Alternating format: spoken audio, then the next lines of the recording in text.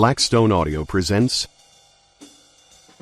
And the Hippos Were Boiled in Their Tanks by Jack Kerouac and William S. Burroughs.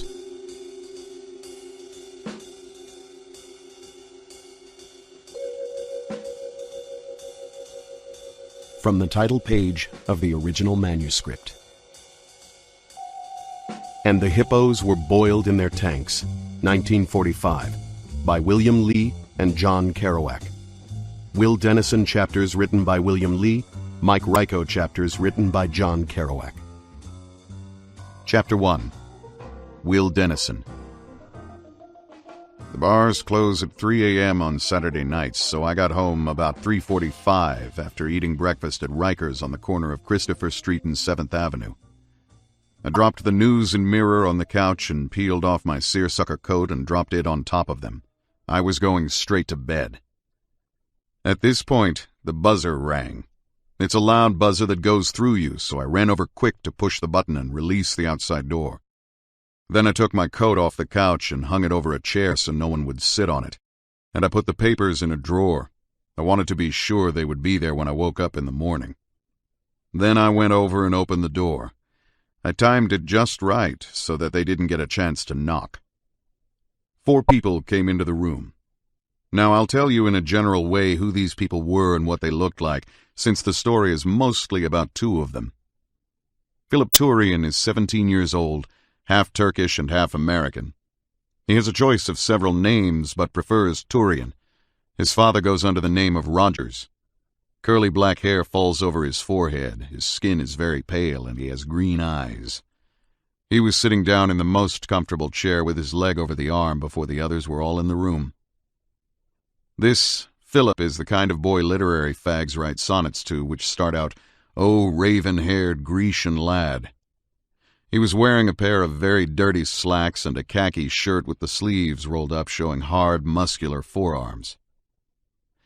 Ramsey Allen is an impressive-looking gray-haired man of 40 or so, tall and a little flabby.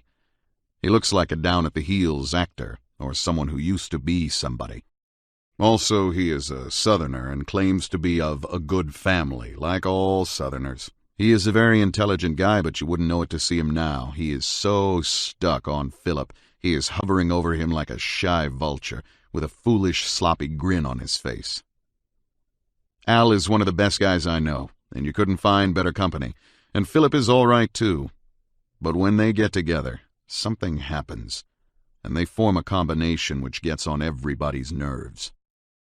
Agnes O'Rourke has an ugly Irish face and close-cropped black hair, and she always wears pants. She's straightforward, manly, and reliable. Mike Ryko is a 19-year-old red-haired Finn, a sort of merchant seaman dressed in dirty khaki. Well, that's all there were, the 4 of them, and Agnes held up a bottle. "Ah, Canadian Club," I said. "Come right in and sit down," which they all had anyway by this time, and I got out some cocktail glasses, and everyone poured himself a straight shot. Agnes asked me for some water, which I got for her. Philip had some philosophical idea he had evidently been developing in the course of the evening, and now I was going to hear about it. He said, "I figured out a whole philosophy on the idea of waste as evil and creation as good. So long as you are creating something, it is good. The only sin is waste of your potentialities." That sounded pretty silly to me, so I said, "Well, of course, I'm just a befuddled bartender, but what about Lifebuoy soap ads? Their creation's all right." And he said, "Yeah, but you see, that's what you call wasteful creation. It's all dichotomized. Then there's creative waste, such as talking to you now." So I said, "Yeah, but where are your criteria to tell waste from creation? Anybody can say that what he's doing is creation, whereas what everybody else is doing is waste. The thing is so general it don't mean a thing." Well, that seemed to hit him right between the eyes. I guess he hadn't been getting much opposition. At any rate, he dropped the philosophy, and I was glad to see it go, because such ideas belong in the "I don't want to hear about it" department, as far as I'm concerned. Philip then asked me if I had any marijuana, and I told him not much, but he insisted he wanted to smoke some. So I got it out of the desk drawer and we lit a cigarette and passed it around. It was very poor stuff, and the one stick had no effect on anyone.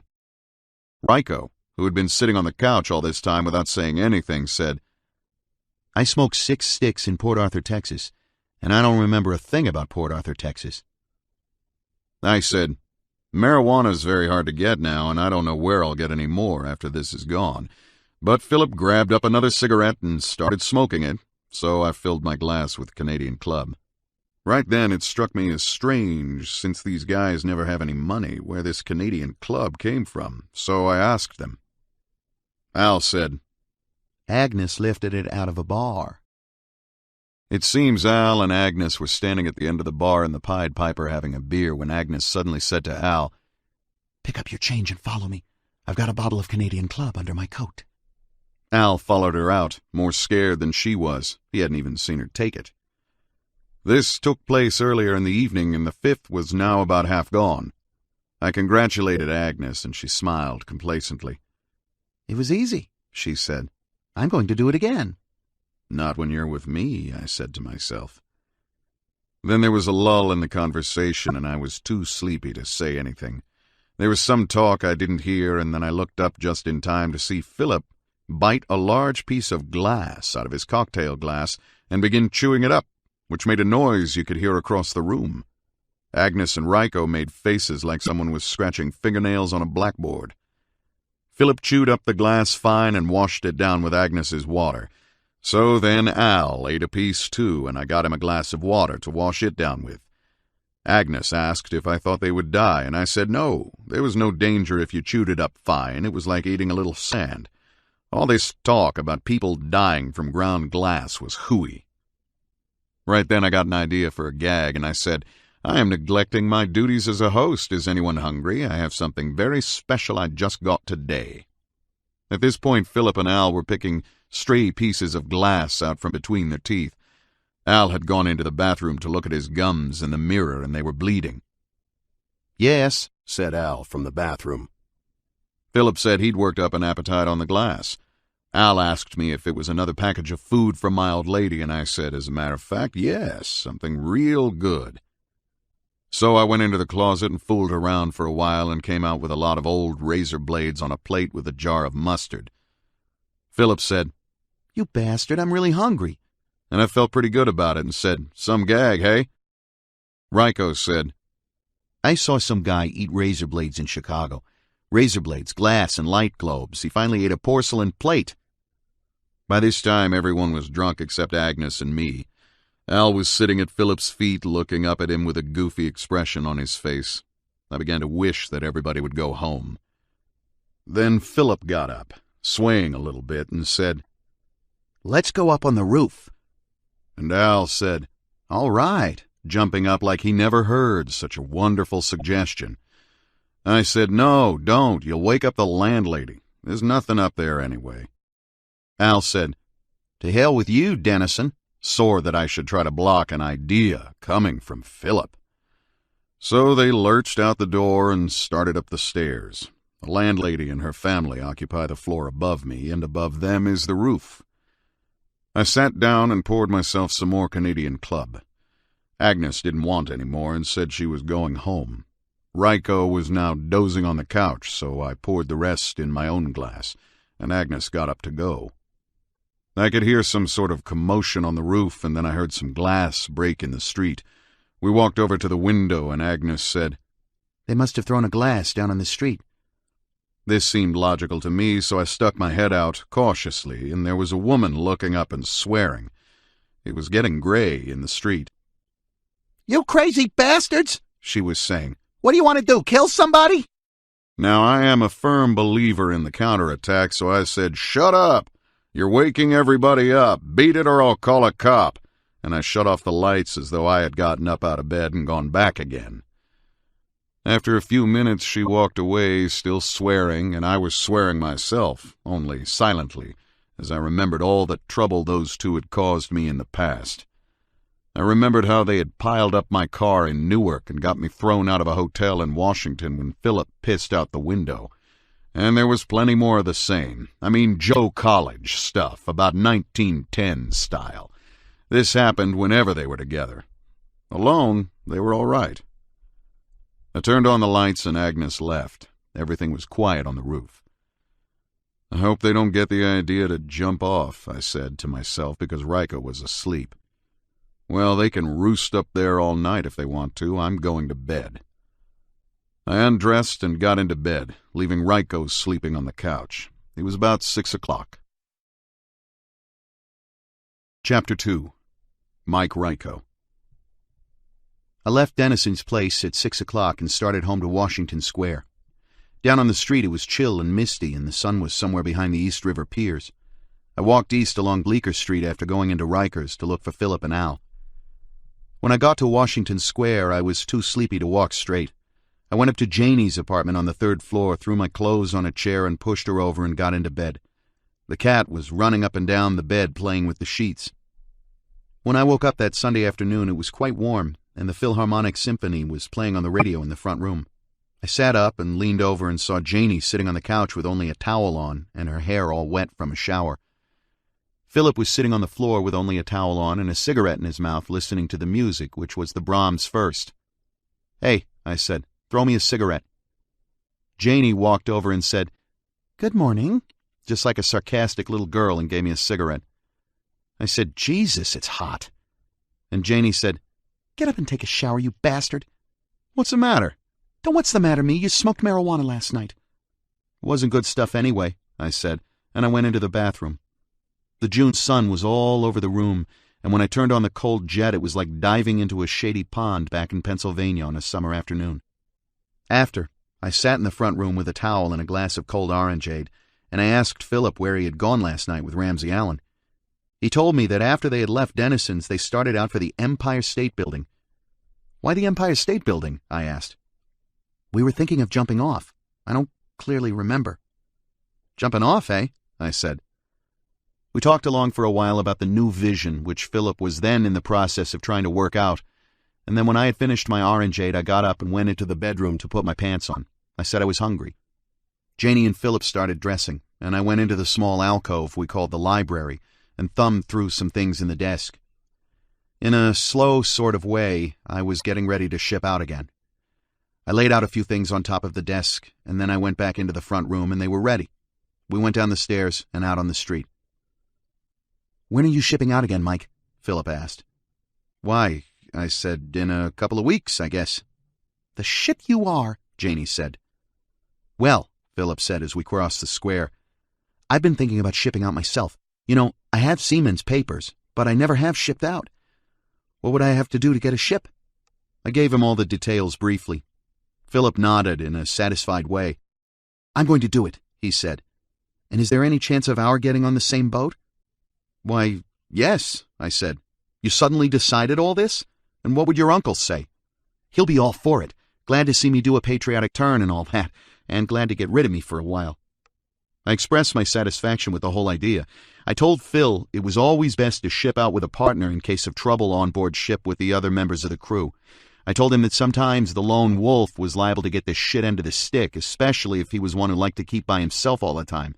That type of seaman, I told him, inadvertently aroused the suspicions of the other seamen. We went into the Frying Pan on 8th Street. Janie still had some money left from her last trust fund check. She came from Denver, Colorado, but she hadn't been home in over a year.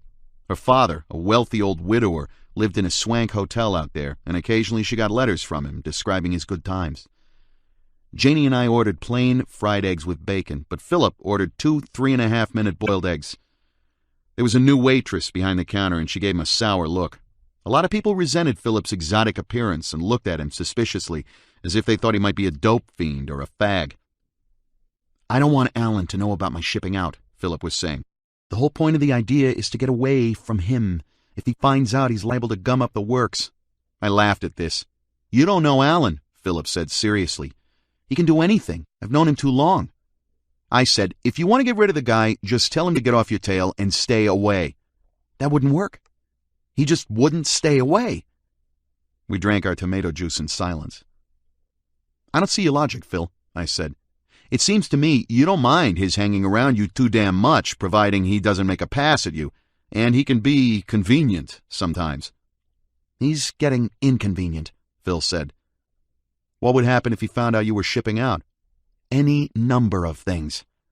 What could he do if he found out only after you'd actually left overseas on a ship? He'd probably be waiting for me at our foreign port wearing a beret and cracking shells on the beach with 5 or 6 little Arab boys at his feet. I laughed at this. That's a good one, I said. You don't want to let that queer in on anything you do, Janie was telling Philip. It's a good one about the beach, all right, I said. Our eggs had now arrived, but Philip's eggs were absolutely raw. He called the waitress over and said, "These eggs are raw." He illustrated the point by dipping his spoon into the eggs and pulling it out with a long streamer of raw white. The waitress said, "You said soft-boiled eggs, didn't you? We can't be taking things back for you." Philip pushed the eggs across the counter. 2 4-minute eggs, he said. Maybe that will simplify matters. Then he turned to me and started talking about the new vision. The waitress snatched up the eggs and swished herself off to the slot where the food comes through from the kitchen. 2 in the water, 4 minutes. When the eggs came back, they were all right. The waitress slammed them down in front of Phil. He began calmly eating the eggs. "Okay," I said after I'd finished my breakfast. "Tomorrow you go down to Broadway like I told you and get yourself straightened out. I guarantee we can get a ship within the week. We'll be out on the open sea before Alan even finds out." "Good," said Philip. "I want to get out as soon as possible." "There's no telling where our ship will be going," I told him. "I don't care, although I'd like France." "So would I said. "But you've been to France." "I was there with my mother when I was 14, with an English governess hanging around. The Latin Quarter's what I want to see." "The Latin Quarter's in Paris," I said, "and all we have is a strip of the Normandy Peninsula. I don't think we'll see Paris this time." "There might be a breakthrough to Paris at any event. However, the main thing is to get out of America." I said, "You're giving Ramsay Allen a broad berth." "I hope so," he said. "Lots of time to write poetry at sea," I added. "That's another thing." "Why can't you write poetry and work out your new vision in New York?" Philip smiled. "Because Al's around, and he's a dead weight on all my ideas. I've got some new ideas. He belongs to an ancient generation." "Ah," I said, "you betray a lack of gratitude for your old and venerable teacher." Philip gave me a sly undersmile. Janie said, "Both of you are talking crap. You want to make some money, don't you? When you get back, we can all go to Florida or New Orleans or someplace for the winter. Never mind the poetry." We had cigarettes, but no matches. Phil called out to the waitress, "I say, have you a match, miss?" The waitress said, "No." Philip said, "Then get some," in his clear, calm tone. The waitress got a wooden box of matches from under the counter and threw it at him. It lit in my empty egg plate and knocked some French fries out on the counter. Philip picked up the box and lighted all our cigarettes. Then he threw the box back so it lit on the counter near her. She jumped at the sound and said, "Oh, I shouldn't have given them to you." Philip smiled at her. I said, "She must be having her period." At this, a short, stocky male waiter came up to me and said, "Are you a wise guy?" "Sure," I said. It looked like there would be a fight. Then Janie said, "That bitch started it all. Why don't you get yourself a new waitress?" The waiter gave us all a dirty look and walked away. "Let's get out of here," Janie said. She paid the check and we walked out. We walked back to Washington Square and sat on a bench in the shade. I got tired of that, so I sat down on the grass and started chewing a twig. I was thinking about the books I would bring for this trip and what a time Phil and I would have in some foreign port. Phil and Janie were talking about his girl Barbara Bennington, Babs to her friends, and what her reaction would be to this news of his sudden departure. Then a little old man came staggering by, drunk and muttering to himself. He stopped in front of our bench and started staring at me. We paid him absolutely no attention, so he began to get sore. He had an alcoholic twitch, and every time he twitched, he snarled. He twitched and said, "Ah!" at me and walked away. Phil and Janie went on talking, and suddenly the little drunkard was back staring at me. "Who are you?" he wanted to know. I twitched and said, "Ah!" "Go home," Phil told him, and the little drunkard got scared and went away, twitching and snarling at benches and trees. We sat there a while and then decided to go home. Phil said he was going straight home to start packing. He lived in a family hotel just around the corner from Janie's apartment, where he had a little 2-room suite with private bath. As we were turning the corner, we met James Cathcart, a student at the NYU School of Business, and he went on with Philip to help him with his packing. Philip was telling him to keep mum. Although Cathcart was a pretty good friend of his, Phil was taking every precaution in order that the news wouldn't leak out to Ramsey Allen. Janie and I went upstairs and took a shower together. Then we sat down in the front room to talk.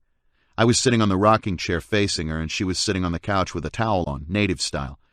I kept staring at the towel, and finally it began to annoy me, so I got up and pulled the towel off her and went back to the rocking chair. She said, "What are you going to do out at sea?" And I said, "Don't worry about the future."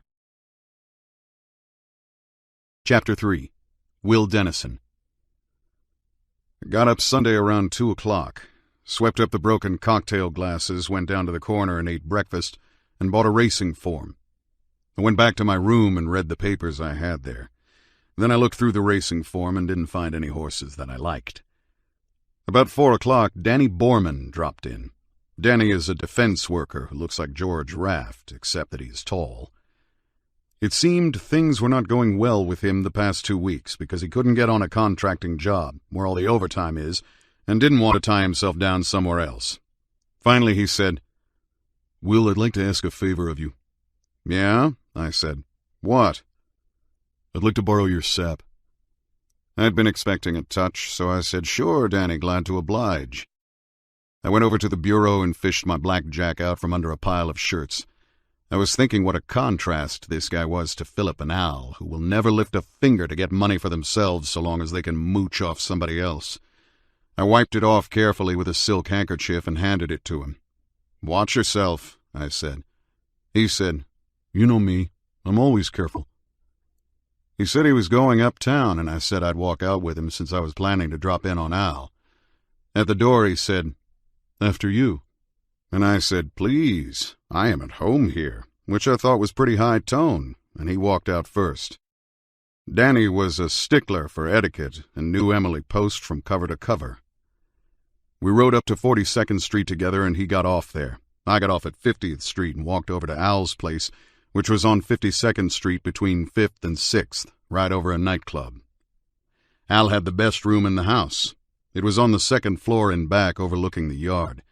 There was a picture over the fireplace, an underwater picture of a young guy in bathing trunks with a finger against his cheek, looking hammy and pensive, all done in mauve and light blue and pink. There was a long easy chair in the room, the only comfortable chair in the whole house. There were 2 people sitting in the long chair and 4 people sitting on the bed, so I walked over to the high window overlooking the yard and started talking to Hugh Maddox. Agnes O'Rourke was there, and Della. Agnes was sitting in the easy chair, and Della was sitting on the arm of the chair. Della is an experienced lesbian at 20 with 2 or 3 soul-searing affairs behind her and 4 suicide attempts. On the bed were Jane Bowl and Tom Sullivan. These 2 live together somewhere in the East 40s and make a round of visits every afternoon. Al was trying to get himself off their route. Al was also sitting on the bed with Bunny, a girl from a good Boston family who says she is a kleptomaniac. Bunny was very much in love with Al. Chris Rivers, who never takes a bath, nor brushes his teeth, nor cleans out his room, was sitting in a straight chair, showing his teeth covered in green scum with a silly grin as he looked from one person to another. I asked Hugh what was new, and he said the FBI was looking for him. "Yeah?" I said. "What for?" "It must be about the draft. That's the only thing I can think of. They were asking about me down at Pier 32. Nobody knows my address down there." "Well, what is your draft status?" "I don't know exactly. You see, I gave them an address care of somebody else, and this girl moved after that. And when they came to my new address, the janitor thought that they were from the finance company and told them he never heard of me. Then I moved out of that place without leaving a forwarding address because I owed a month's rent." "What was your original classification?" "It was 3A, but my wife and I are divorced since then. That's 2 years ago." Hugh is a longshoreman, about 30, and Irish. He has one of the small rooms on the top floor next to Rivers. He comes from a rich family but doesn't keep in touch with them anymore. "Well, what are you going to do?" "I'm going down and see them. No use trying to get away from those guys. I may get 3 years out of this." "Oh, just explain to them it's all a mistake." "It's not so simple as that. Jesus, I don't know what the fuck's going to happen." "What you need is a lawyer." "Yeah, and pay him with what?" The conversation was taking a turn I didn't quite like. Someone stood up and said he had to go. Al jumped up and said, "Well, if you must." and everybody laughed. Jane Bold dragged Tom Sullivan to his feet and said, "Come along, dear." They all left except Hugh, Bunny sulking because Al hadn't asked her to stay. On the way out, Chris Rivers sidled up to me and borrowed a quarter. He could never work himself up to ask anyone for more than 50 cents. Hugh stayed about 10 minutes, looking gloomy and rehashing his problem. Al said, "Well, I guess it will turn out all right." Hugh said he didn't know what the fuck was going to happen. "And don't say anything about this to Mrs. Friscotti. I owe her a month's rent." Then he left to keep a date with his girlfriend. "Thank God," said Al. "A little peace at last. Why, those people woke me up at 12 o'clock, and they've been here ever since." I sat down in the easy chair, and Al sat on the bed. "Now, I want to tell you about the amazing thing that happened last night." "Yes," I said, rubbing my hands together. "Well, when we got up on the roof, Philip rushed over to the edge like he was going to jump off, and I got worried and yelled at him, but he stopped suddenly and dropped a glass down. I went over and stood on the edge with him and said, 'What's the matter?' and started to put my arm around him. Then Phil turned around and kissed me very passionately on the mouth and dragged me down with him on the roof." I said, "It looks like you're getting there after 4 years. Well, go on. What happened then?" "He kissed me several times. Then suddenly he pushed me away and got up." So I said, "Yeah, well, what happened then?" "Well, then Phil said, 'Let's jump off the roof together, shall we?' And I said, 'What's the point in that?' And he said, 'Don't you understand? After this, we have to. It's the only thing left, either that or go away.'" So I asked Al, what did he mean by that? Go away where? "I don't know. Anywhere, I guess." Well, Al, you should have said at that point, "Okay, dearie, let's fly to Newark tonight." Al was very serious about all this, although it seemed pretty ridiculous to me. I'd been hearing about it since I met him. Al said, "Well, I didn't have money for one thing." I jumped up. "Oh, you didn't have money, hey? Do you expect to have money sitting on your ass? Go to work in a shipyard, hold up a store. Here you've been waiting 4 years for this opening, and now—" "Well, I'm not sure I want to." "You're not sure you want to what?" "Go somewhere with him now. I'm afraid there would be a reaction, and I wouldn't accomplish anything." I went over to the fireplace and banged my hand on the mantelpiece. "So you want to wait. Tomorrow and tomorrow and tomorrow, waiting till you're dead. Do you know what I think? I think this whole Philip complex is like the Christian heaven, an illusion born of a need, floating around in some nebulous, misty, platonic nowhere, always just around the corner like prosperity, but never here and now. You're afraid to go away with him. You're afraid to put it to a test because you know it won't work." Al flinched and shut his eyes and said, No, it's not true." I sat down in the chair and said, "But seriously, Al, if you did go somewhere, you might succeed in making him. After all, that's what you've been after these 4 years. "No, you don't understand at all. That isn't what I really want." I jumped up again, sneering. "Oh, so this is a case of platonic love, eh? Nothing so coarse as physical contact, eh?" "No," said Al. "I do want to sleep with him, but I want his affection more than anything, and I want it to be permanent." "God give me patience," I said. "Patience I need." I tore at my hair and a little tuft of it came out. I made a mental note to go to 28th Street and buy some Buno hair tonic. It's got Spanish fly in it, and there's nothing like it to stop falling hair. "Now listen," I said. "I'm going to say it again, and I'm going to say it slow. Philip isn't queer.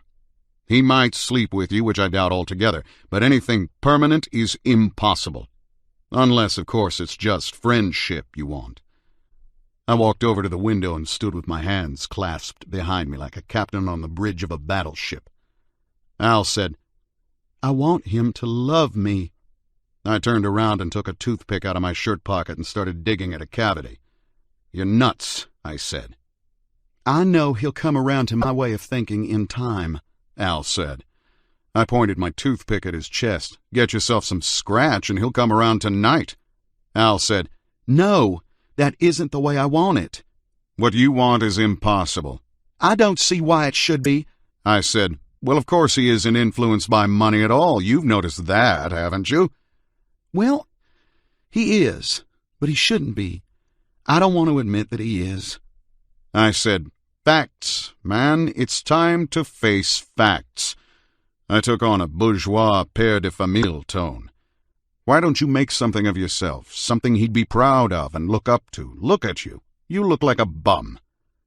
He had on an English tweed suit looking like it had been slept in for years, a cheap Sixth Avenue shirt and a frayed sulka tie. He looked like a Bowery character. I went on. Now, I have it from reliable sources that there is at the present time a tremendous shortage of drugs in this country owing to the war. Marijuana is selling for 50 cents a stick, whereas before the war it was 10 cents a stick. Why don't we cash in on this situation, get some seed, and start a marijuana farm? Well, he said, now that sounds good to me. You can buy the seed in bird stores. We can sow it out in the country somewhere and come back in a couple of months and harvest our crop. Later on, when we build up a bankroll, we can buy our own farm. We talked over this idea for some time. Al said he would go down and get some seed next day. We went out to eat at Hamburger Mary's, and he started rehashing the Philip question. What did it mean when Philip said this, and should he call him up tonight, or just go downtown without calling? Was Philip really in love with Barbara, and if so, should he do anything to break it up? So I ate my food and said, yes, why not? No, go ahead, and stopped listening to him. Like I say, I'd heard all this for years. After dinner, I said goodnight and walked down to the bar where I worked as a bartender. The place where I worked is called the Continental Cafe. It is open all the way across the front in summer with doors that fold back. There are tables where you can sit and look at the sidewalk if you want to. There are several hostesses who will let you buy drinks for them. Inside is the usual chromium red leather and incandescent lights. As I walked down the bar, I noticed a fag, a couple of whores with 2 Broadway Sams, and the usual sprinkle of servicemen. 3 plainclothes dicks were drinking scotch at the far end of the bar. I took off my coat and transferred everything from it to my pants pocket. I found an apron with a long string so I could loop it around and tie it in front. Then I stepped behind the bar and said hello to Jimmy, the other bartender who was already there. These 3 dicks said, hello, kid, when they saw me. They had Jimmy waiting on them hand and foot, asking for scotch and cigars and lemon peel in their drinks and more soda and more ice. I went up to the other end of the bar and waited on 2 sailors. The jukebox was playing You Always Hurt the One You Love, and one sailor said, Hey, Jack, how come that machine never plays what I want? I don't know, I said. People are always complaining about it. I could hear the detectives at the other end of the bar handing Jimmy a lot of horse shit about how he was a swell guy and so was the boss a swell guy and he ought to treat the boss right. These 3 were always in the place sopping up free drinks because the boss thought they would help him out in case of trouble. One of the sailors asked me where all the women were in this town, and I said they were in Brooklyn, hundreds of them on every corner. Then I started to tell them how to get there, and they were so dumb they didn't understand me, but they left anyway. I took their glasses off the bar and sloshed them through dirty water, and they were washed. At this point, a man came in who was about 50 years old and was dressed in slacks and a light gray coat and gray hat. He looked like a man of some intelligence and wealth. His eyes were bloodshot, and he had been drinking quite a bit, but he had himself under good control. He went down to the other end of the bar near the detectives and ordered scotch. I was mopping up the bar when I heard an argument down at the other end of the bar. This guy in the gray suit was arguing with one of the waitresses, or rather he was kidding her, and she was getting mad about it. Then one of the detectives went over and called the guy a prick and told him to get the hell out of the bar. The guy said, "Who are you?" One of the cops gave him a shove, and a second cop gave him another shove, just like a relay team, until they had him behind the phone booth. Then they pinned him against the wall and began slugging him methodically. They must have hit him about 30 times, and the guy didn't even raise his hands. His knees buckled, so they took him and threw him into a chair. After a few seconds, the guy started to come to, and he raised his hands like a man pushing covers off his face. At that, one of the cops scented danger and hit him again, knocking him off the chair onto the floor. Then the other 2 helped him up and dusted off his clothes and found his hat. One of them said, "Jesus, who hit you, Mac?" The man's eyes were glazed. He looked like a case of light concussion to me. He looked blankly at the detective who had helped him up and said, "Thank you." The cop said, "Any time, Mac." The cop with the hat put it on the guy's head. He grabbed him by the collar at the back and by the belt. Then he shoved him to the front of the bar and gave him a push which sent him across the sidewalk into a parked car. He bounced off the car and looked around with that glazed expression, then staggered off in the direction of 6th Avenue. The cop came back from the door laughing like a schoolboy. The other two cops were leaning against the end of the bar. "Let's have another scotch, Jimmy," said the cop who had thrown the guy out. Everybody in the bar was laughing. Jimmy took his time about getting the scotch. I could see by his face he felt more like serving those bastards a Mickey. About 15 minutes later, the guy in the gray suit came back with a cop. The three dicks were still sitting there, but he couldn't identify them. He just insisted to the cop that he had been beat up in this bar. I saw one of the plainclothes men give the cop the high sign, and the cop said, "Well, what do you want me to do about it, mister? You say yourself the guy ain't here. You sure you've got the right place?" "Yes, I'm perfectly sure, and if you won't do anything, I'll find someone that will." He was calm and dignified in spite of the beating he'd taken. He was smoking a cigarette and did not touch his swollen jaw and lips, nor call attention to his injuries. The cop said, "Well, what do you want me to do? You've had too much to drink, mister. Why don't you go home and forget about it?" The guy turned around and walked out. The owner had come down from his apartment upstairs, and the cops were telling him what had happened. He said, "You guys better not be here. That prick looks like he will cause some trouble." So the three of them left, looking a little worried. It wasn't long before the guy was back with 5 plainclothes men. They took the license number of the joint, talked to the owner a while, and left. After that, there wasn't much business. Just before closing time, a bunch of sailors walked by the place, and I heard one of them say, "Let's go in here and start a fight." The boss jumped up and said, "Oh, no, you don't," and closed the door in their faces. After Jimmy and I got the bar cleaned off and left for the night, we saw the sailors slugging each other outside. One of them was laid out on the sidewalk. Jimmy said, "Look at that," and then we walked towards 7th Avenue. Jimmy began talking about how the cops beat that guy up. "I've been around a lot," he said, "and I've done a lot of things, but I never got so callous I could stand around and enjoy seeing something like that. Those morons in the bar laugh and think it's funny until it happens to them. Now, if it was my joint, I'd tell those cops, 'Now listen, fellas, you made a mistake. There's plenty of alleys around here. You don't have to beat somebody up in the joint.' And then on top of everything else, they walk out of there and don't even leave a dime on the bar. If they were any sort of characters at all, they'd say, 'Jimmy, here's $1 for you.'" Chapter 4. Mike Ryko. Monday afternoon, I spent lounging around the apartment. I was more or less waiting for Philip to get back from downtown, where he was getting his papers in order.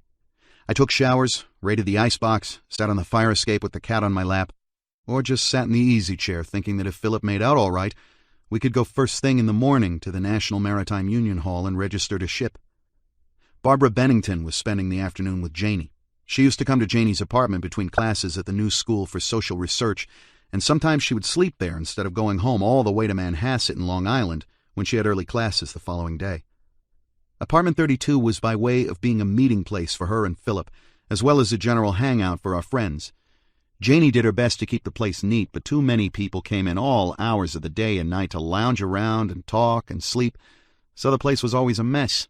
The floors were always cluttered with books, old shoes, clothing, pillows, empty bottles and glasses, and the cat used to prowl through all this as in a jungle.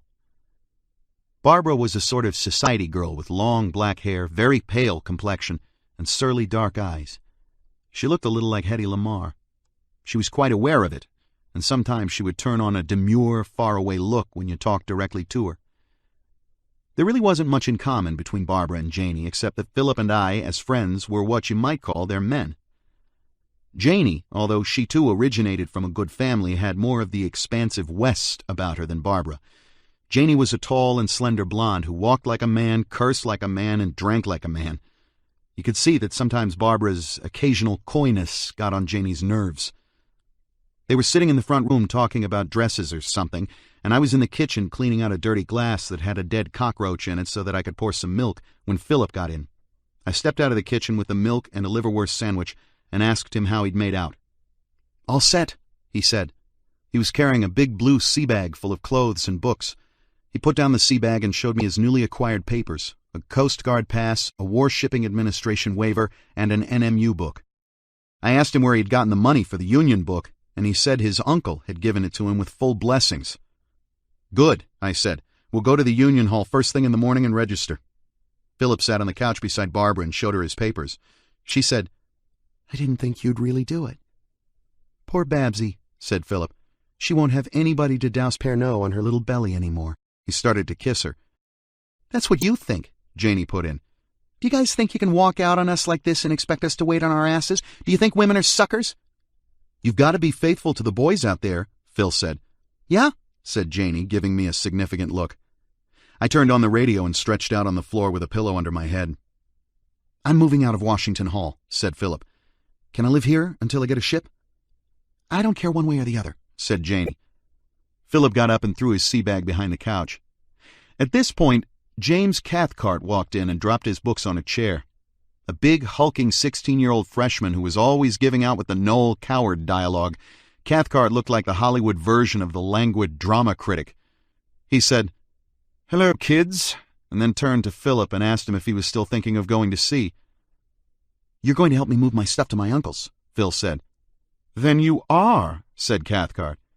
"Remember what I told you about Ramsay Allen. None of you are to tell him about this." We talked for a while about the possibility of Al's finding out and what he would do if he did, and so forth, and then the conversation gradually drifted to general things. Finally, Philip and Barbara were discussing his favorite subject, the Ultimate Society. "All artists," he was saying. "The Ultimate Society has to be the completely artistic society.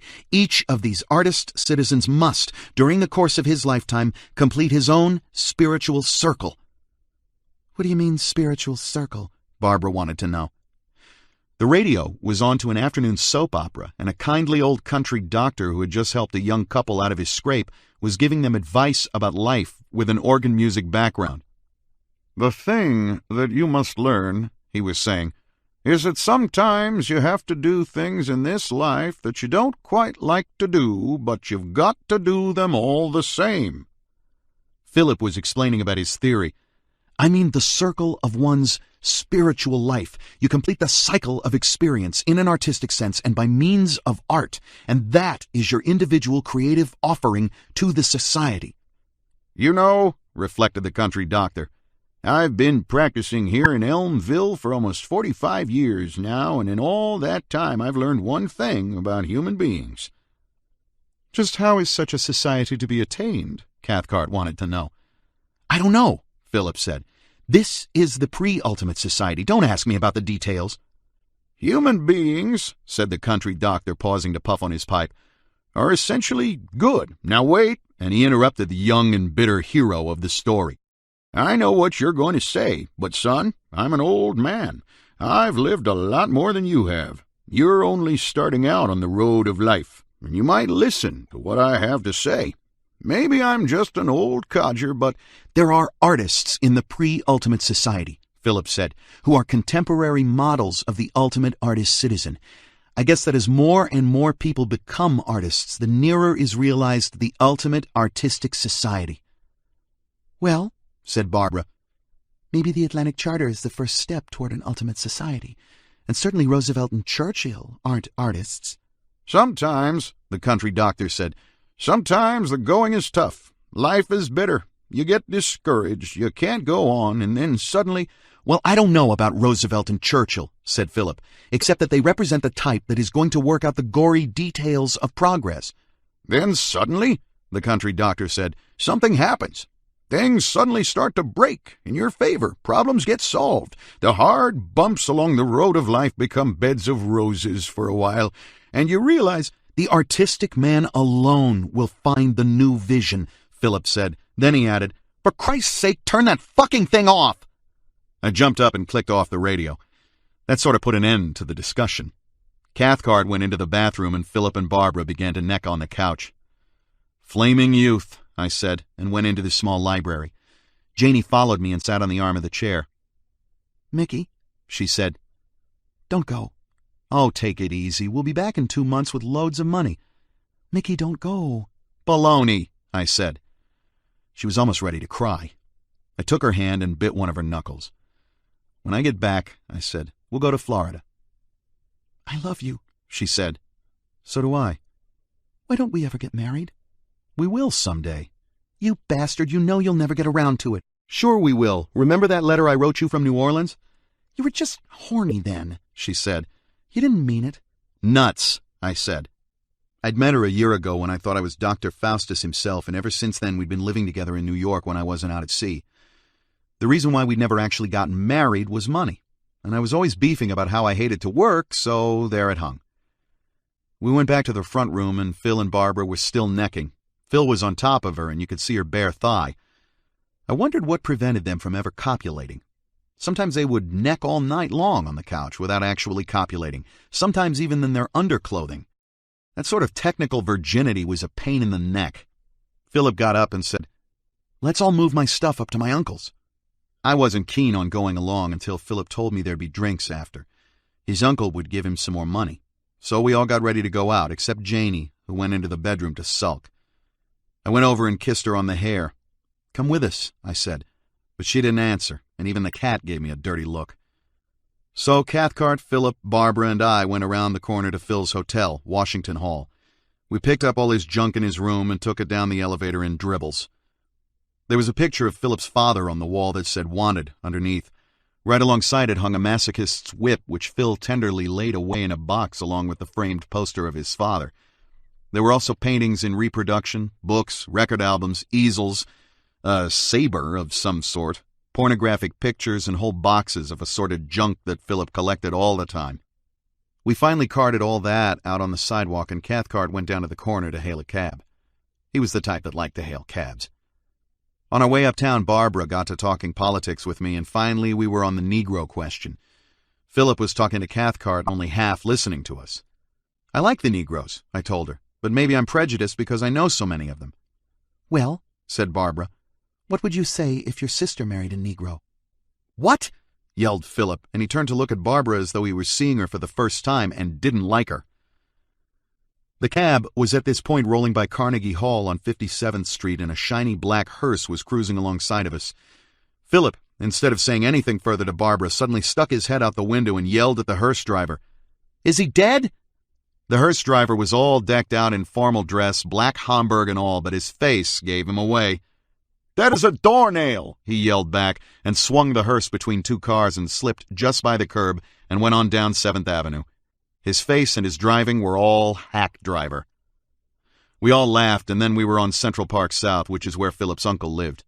We lugged all the junk into the lobby of the swank apartment house, and Philip had the doorman pay the cab fare. I told Philip I'd wait downstairs, and they all went up. I wasn't dressed for the occasion, since I hadn't shaved for 2 days, and all I had on was a pair of chino pants and a blue sweatshirt stained with whiskey. I waited on the sidewalk.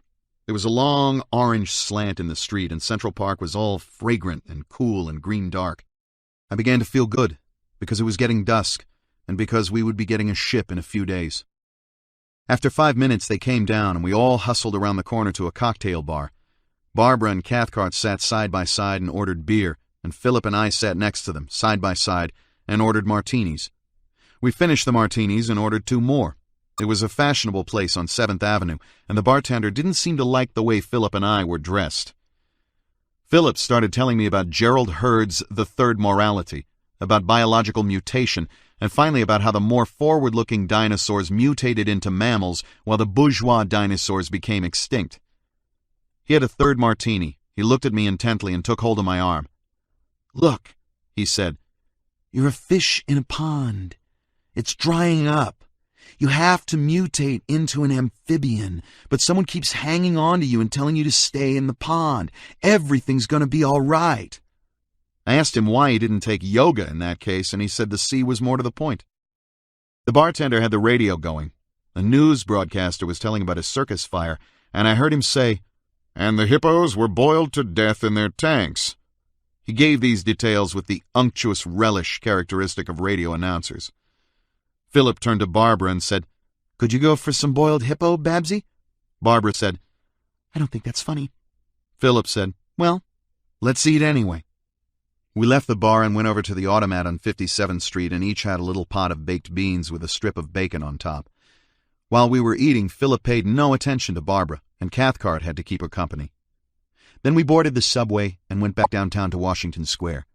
Philip was leaning against the door watching the darkness reel by. Cathcart and Barbara were sitting down, and I could see her getting impatient with Philip's attitude. Cathcart himself looked as though he didn't think it was good taste on Philip's part. We went back to apartment 32 and picked up Janie. She wasn't sore at me anymore, so we all went down to the Minetta Tavern and ordered a round of pear nose. All during this time, Philip kept making cracks at Barbara until finally Cathcart said, "What's the matter with you tonight?" It was the first time I'd seen Philip act that way toward Barbara, and I figured that now he had Ramsey Allen out of the way, he no longer had to rely on her. By 3 o'clock, we were all loaded on Pernod. Chapter 5. Will Dennison. Monday morning, I got a letter from a detective agency to report to work. I'd applied for the job about a month ago and almost forgotten about it. Evidently, they hadn't checked on my fingerprints and the fake references I'd given them. So I went down and accepted the job, and they handed me a batch of summonses to get rid of. I stopped off at Al's about 6 o'clock that night after spending all day running around town to serve a summons on someone named Leo Levy, who is a very elusive Jew. Give a New York Jew a few partners, and he will get himself so incorporated you will always end up serving papers on the wrong party. Al was depressed. It seems that he had called Philip earlier in the afternoon, and Philip had said, "I think it would be better if you stayed away from here." Al asked what he meant, and Philip had said, "Better for me." I said, did he seem serious about it? And Al said, "Yes. It was all said in a very sulky tone." "Well," I said, "let it ride a while, why don't you?" I sat down in the easy chair. At this point there was a knock on the door, and Al said, "Who's there?" And Agnes O'Rourke stuck her head in the door. She came in and sat down on the bed next to Al. She said, "I think Hugh is being held by the FBI." "Yeah?" I said. "He told me they were looking for him. He planned to go down there this morning and see them." "I called the House of Detention this afternoon," Agnes said, "and they wouldn't admit that they were holding him. I'm sure he must be there because we had arranged for him to contact me if he could." "Did you ask if they were holding a Hugh Maddox?" I asked. "They wouldn't admit that they were holding anybody by that name." So I said, come to think of it, I never did know whether his name was Maddox, Maddox, or Maddox, or how many D's are in it. We talked on about that for a while until the same things had been repeated 3 or 4 times. Finally, Agnes got up and left. Al came back to the Philip question.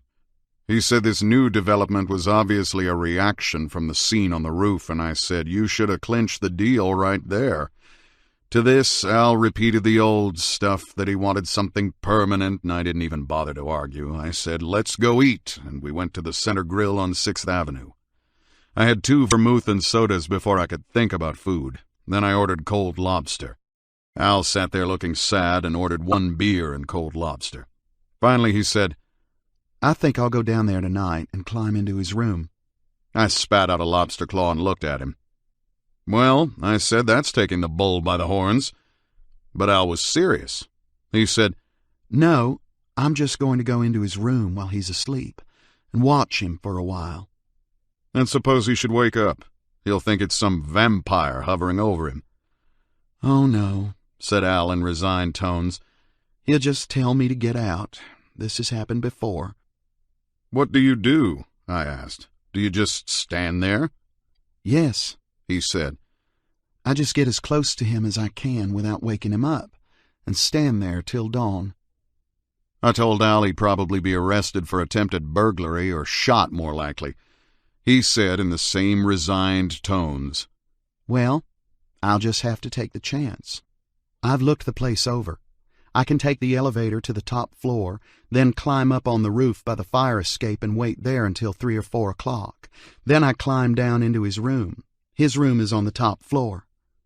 I told him, Don't get into the wrong room and start hovering over some perfect stranger. He said, Well, I know which is his room. We finished dinner and walked outside. We took the Independent down to Washington Square and said good night at the entrance, because we were going in opposite directions. I walked up Bleecker Street, and there were a lot of Italian boys playing baseball with a broomstick as a bat. I was thinking about Al's plan to climb in and look at Philip.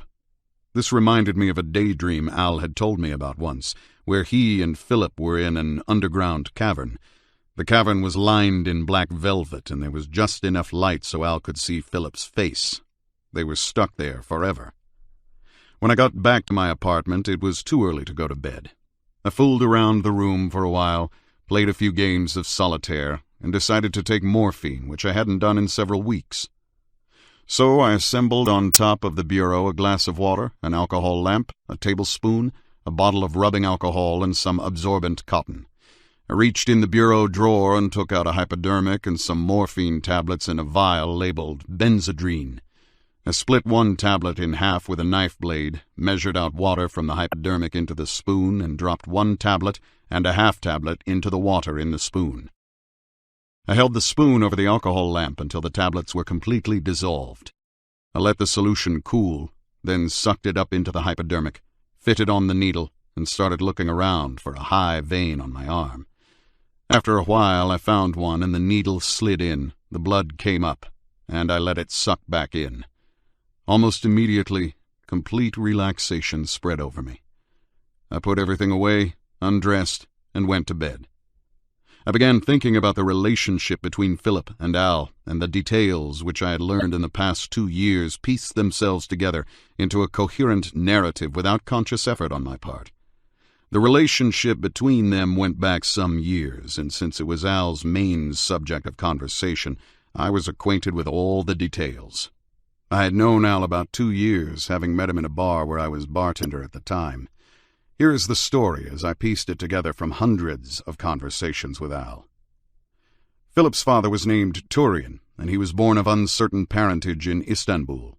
He was a slender man with very handsome features. There was something hard and dead and glassy about the eyes and upper part of his face, but he had a charming smile. He had a way of turning his body sideways when he walked through a crowd, in a movement that was aggressive and graceful at the same time. Outgrowing the crudities of his early youth, he gradually established himself as a sort of underworld broker dealing in dope, women, and stolen goods on a wholesale basis. If someone had something to sell, he found a buyer and collected a commission from both ends. He let others take the risks. As Philip put it, "The old man isn't a crook. He's a financier." his life was a network of complex transactions through which he moved, serene and purposeful. Philip's mother was an American of a good Boston family. After graduating from Smith, she was traveling in Europe when her lesbian tendencies temporarily gained the ascendance over her inhibitions, and she had an affair with an older woman in Paris. This affair plunged her into anxiety and conviction of sin. A typical modern Puritan, she was able to believe in sin without believing in God. In fact, she felt there was something soft and sinful about believing in God. She rejected such indulgence like an indecent proposal. After a few months, the affair broke up. She left Paris, resolved never again to fall into such practices. She moved on to Vienna, Budapest, and came finally to Istanbul. Mr. Turian picked her up in a cafe, introducing himself as a Persian prince. He saw at once the advantage of an alliance with a woman of good family and unimpeachable respectability. She saw in him an escape from her sinful tendencies and breathed for a moment vicariously the clear air in which there are only facts, and anxiety, inhibitions, and neurosis dissolve. All the subtle intuitive power that in her was directed towards self-destruction and self-torture was here harnessed to self-advancement. She made an attempt to incorporate this vision of harmony evoked by Mr. Turian.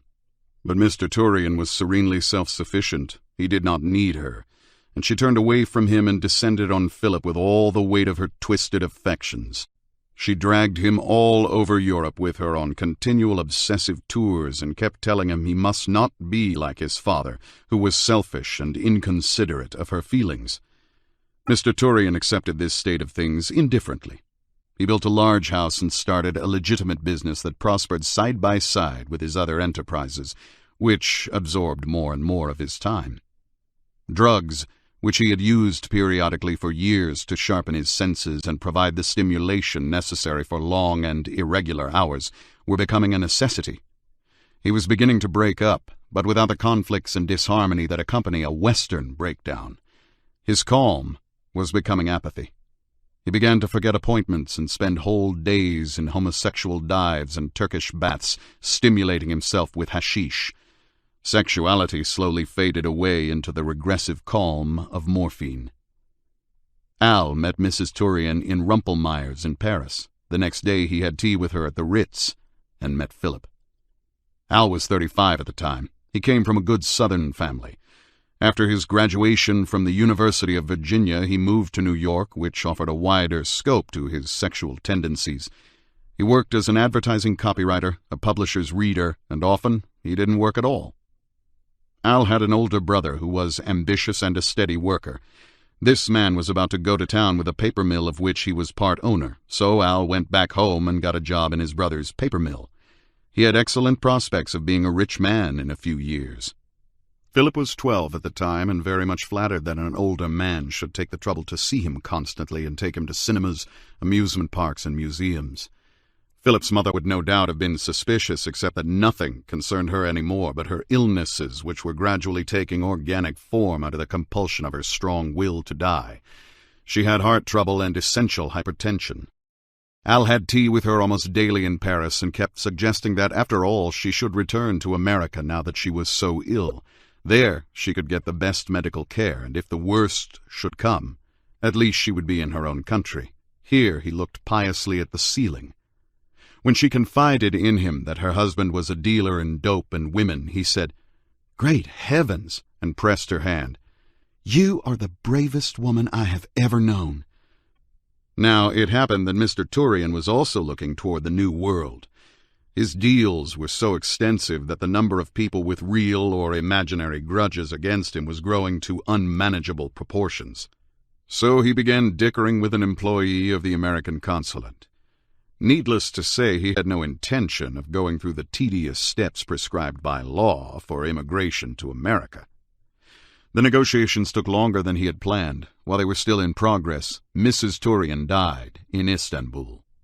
For 7 days she lay in bed looking sullenly at the ceiling as though resenting the death she had cultivated for so many years. Like some people who cannot vomit despite horrible nausea, she lay there, unable to die, resisting death as she had resisted life, frozen with resentment of process and change. Finally, as Philip put it, she sort of petrified. Philip arrived in New York with his father. Mr. Turian had lost his grip. About a year after arriving in New York, he was caught negotiating the sale of 20,000 grams of heroin. He drew 5 years in Atlanta, and the fines left him flat broke. A relative of Turian, a Greek politician, took over the guardianship of the boy. Philip stole a wanted poster of his father from a post office, had it framed, and hung it in his room. As soon as Philip arrived in America, Al began to commute by plane from his home in the South. Weekends in New York started Thursday and ended Tuesday. One day Al told Philip that he had quit his job. Philip said, "What did you do that for, you damned fool?" Al said, "I wanted to spend all my time here in New York with you." Philip said, "That's silly. What are you going to do for money?" I got up the next morning with a morphine hangover. I poured myself a large glass of cold milk, which is an antidote for morphine. Pretty soon I felt better and went down to the office to pick up my assignments for the day. I happened to be in the Midtown district around noon, so I stopped off at Al's, and we had lunch together at Hamburger Mary's. Al told me what had happened the night before. When Al arrived at Washington Hall to hover over Philip's sleep, they wouldn't let him up on the 5th floor in the elevator because no one was home, which upset his plan to get up on the roof before the front door of the place was locked. So he went over to Washington Square and slept on a bench until 2:30. Then he went back and climbed over the fence into the courtyard in back of Washington Hall and jumped up to grab the fire escape. This made a loud creaking noise, and before Al had even started to go up, the colored elevator man stuck his head out of a window and said, "What are you doing there?" Al said, "The elevators aren't running. I just want to see a friend of mine, so I thought I'd climb up here instead of bothering anybody. How about taking me up in the elevator?" The elevator man said, "All right, come in here," and he helped Al climb in through the window. As soon as Al got through the window, the elevator man produced a length of steel pipe stuck in an equal length of rubber hose. He said, "You wait right here till I get Mr. Goldstein," and waved the pipe in Al's face. Al said he'd wait, and the elevator man went to roust out Mr. Goldstein, the landlord. Al could have run out of the place at this point, but he realized that if he did that, he wouldn't be able to come back, so he decided to wait and talk his way out of the situation when Goldstein got there. Goldstein arrived a few minutes later in a dirty blue and white bathrobe with egg and coffee stains all over the front of it, followed by Pat, the elevator man. Al said, "You see, Mr. Goldstein—" Goldstein stopped him with outstretched hands. "We'll do the talking around here," he said in an authoritative voice. "Watch him, Pat." Pat stood there rocking back and forth on his heels, slapping the steel pipe into the palm of his left hand with a crafty gleam in his eye. Al went on. "I just wanted to see someone I know in the house." Goldstein had picked up the telephone and was holding it in a lordly manner. "Who do you know in the house?" he asked. Al said he knew James Cathcart. Goldstein said, "Well, we'll check on that right now." He stepped over and rang Cathcart's buzzer. After a considerable interval, Goldstein was talking over the phone in unctuous tones. "Mr. Cathcart," he said, "there's someone down here who says he knows you. We want you to come down and identify him. Sorry to disturb you, but it's quite important." After a while, Cathcart came down from the third floor wearing a silk bathrobe. Al started to get up. "Just sit right there," said Goldstein, and turned to Cathcart. "Mr. Cathcart, do you know this man?" "Yes," said Cathcart. "What's the trouble?" "We found him climbing up the fire escape, and he claims he was on his way to see you." "Certainly," said Cathcart calmly. "I did plan to see him tonight, but I didn't feel quite well, and I went to bed. It's quite all right." "Well," said Goldstein, "if you say so, Mr. Cathcart." Al said to Cathcart, "Well, I'll come back tomorrow, James. Sorry I got you out of bed." "Okay," said Cathcart. "See you tomorrow, then. Now I think I'll go back to bed." And with this he started back up the stairs. Al got up as if to leave. "Just a minute," said Goldstein. "You don't seem to realize that this is a very serious matter. If it wasn't for Mr. Cathcart, you'd be on your way to the police station right now. In fact, it's really my duty to call the police." "Well," Al said, "I'm sorry." "Oh, you're sorry? Well, your being sorry doesn't make any difference. I happen to be responsible for the lives and property of everyone in this building. Do you know that it's against the law even for people that live in the building to climb on the fire escape?" "No," said Al. "I didn't know that." "So you didn't know that, and you pretend to be a man of intelligence." Al hadn't pretended anything. "Of course, now that you mention it," Al said in placating tones, "it does seem reasonable. I guess I just didn't think." "It's about time you did some thinking, isn't it?" said Goldstein. "Here you've gotten Mr. Cathcart out of bed and myself out of bed." Al said, "I'm very sorry to have disturbed your sleep." "Well, that's not the point. This is a criminal offense. Why, if I did the right thing, I'd call the police this very minute. Do you realize that?" "Yes," Al said. "I appreciate it." "Well, you appreciate it, do you? The only reason I don't call the police is because of Mr. Cathcart." Now Goldstein shook his head and sort of laughed. "Well, I don't understand this thing at all. If you were a college boy, it would be different, but you're a man of practically my age." "I promise you," Al said, "that nothing of the sort will ever happen again." "Well, I can promise you that if it does, you'll certainly go to jail." Goldstein shook his head again. "Now, since Mr. Cathcart says you're all right, I guess we'll let it go. I really should call the police." Al made a move to leave. "Just a minute," said Goldstein. "You don't seem to realize that Pat here, my elevator man, risked his life tonight.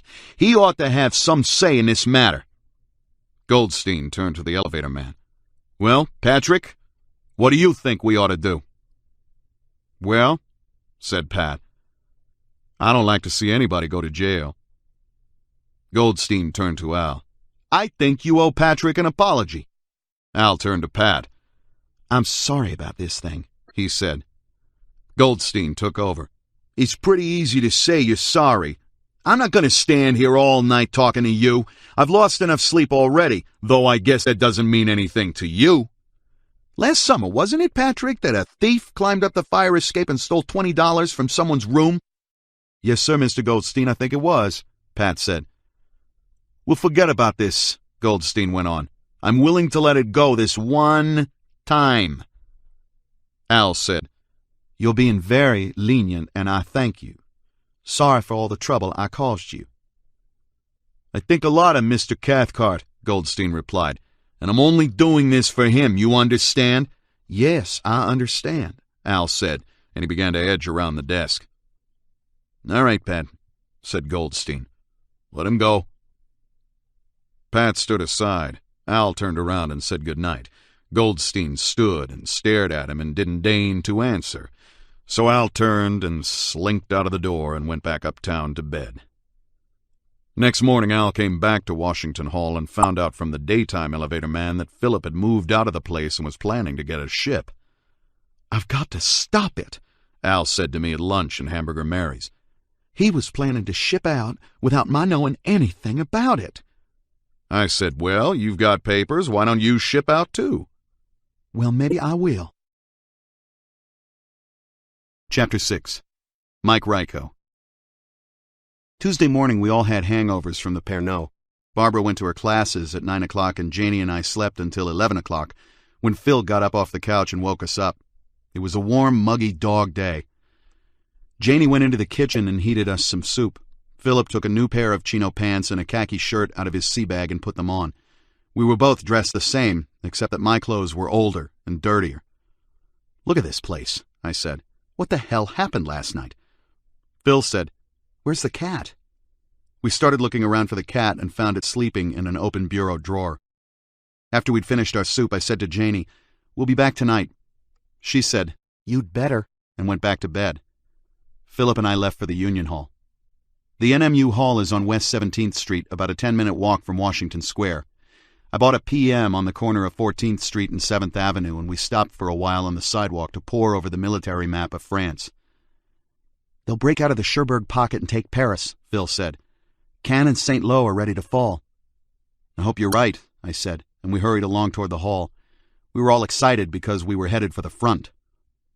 When we got to 17th Street, there were scores of seamen standing around outside the Union Hall, talking and eating ice cream that a good humor man was selling.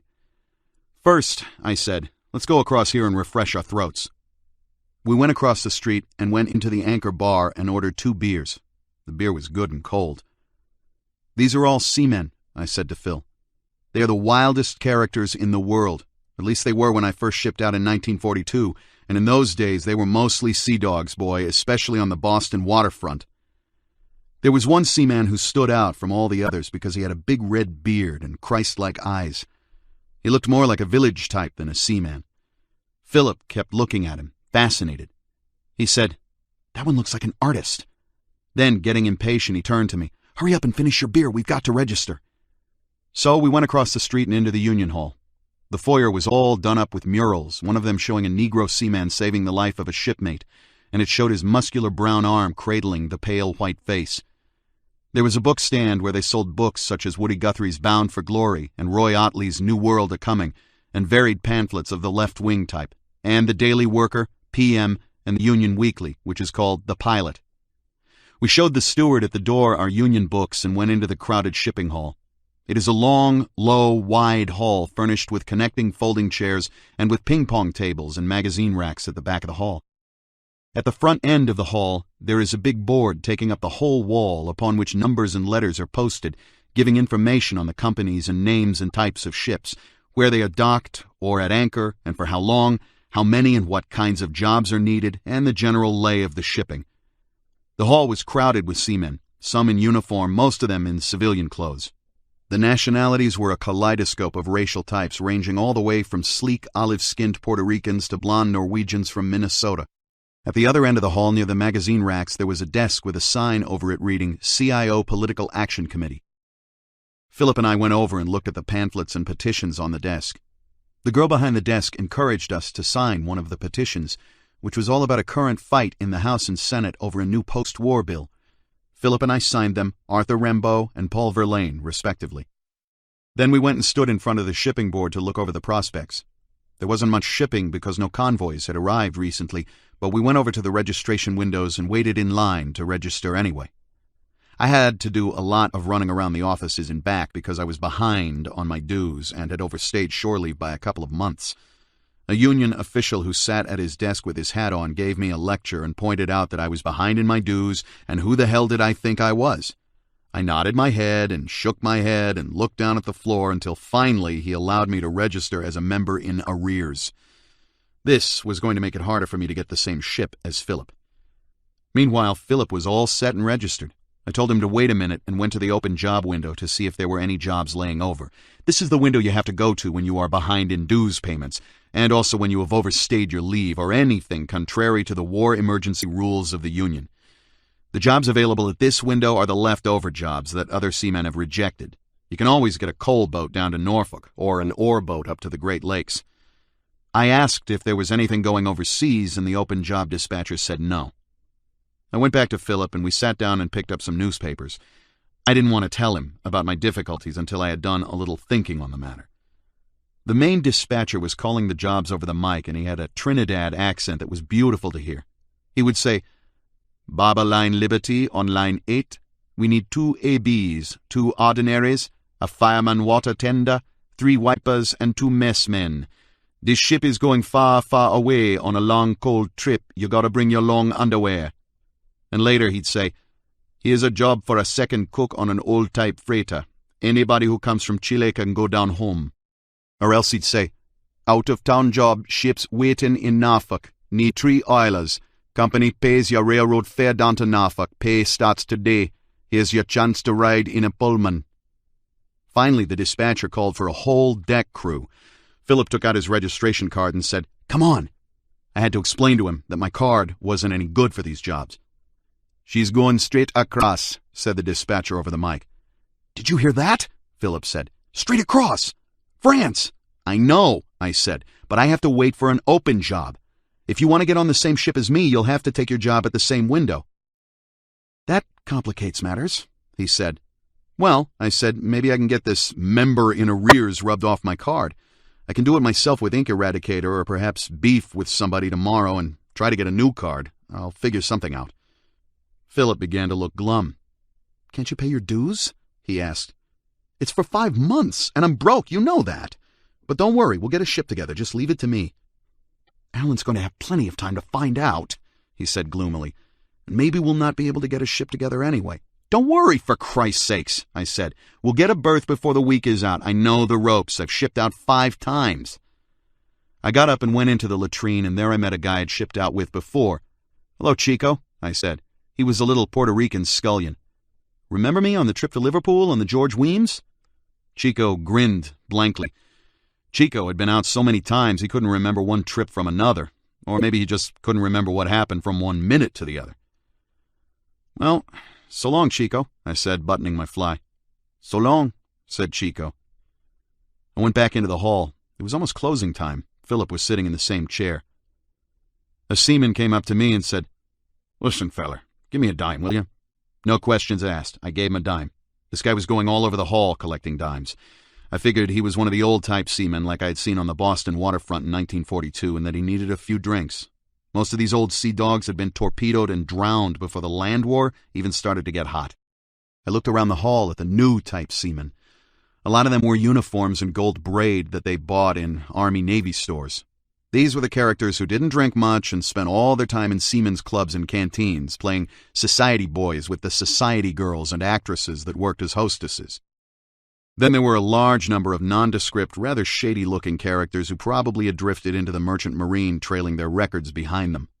Finally, I noticed a third general group, a batch of youngsters from all over the country, reminiscent of the teenage sailors in the Navy who you find sleeping in the subway with their mouths open and their legs spread all the way across the aisle. The hall was beginning to empty out, and now an old Swede was coming around with a broom. The dispatcher had gone home, and the girl in front of the board with the earphones was gone home, and I guess Joe Curran was gone home too. It was thick and gray outside. Philip and I sat in the empty row and smoked the last cigarette.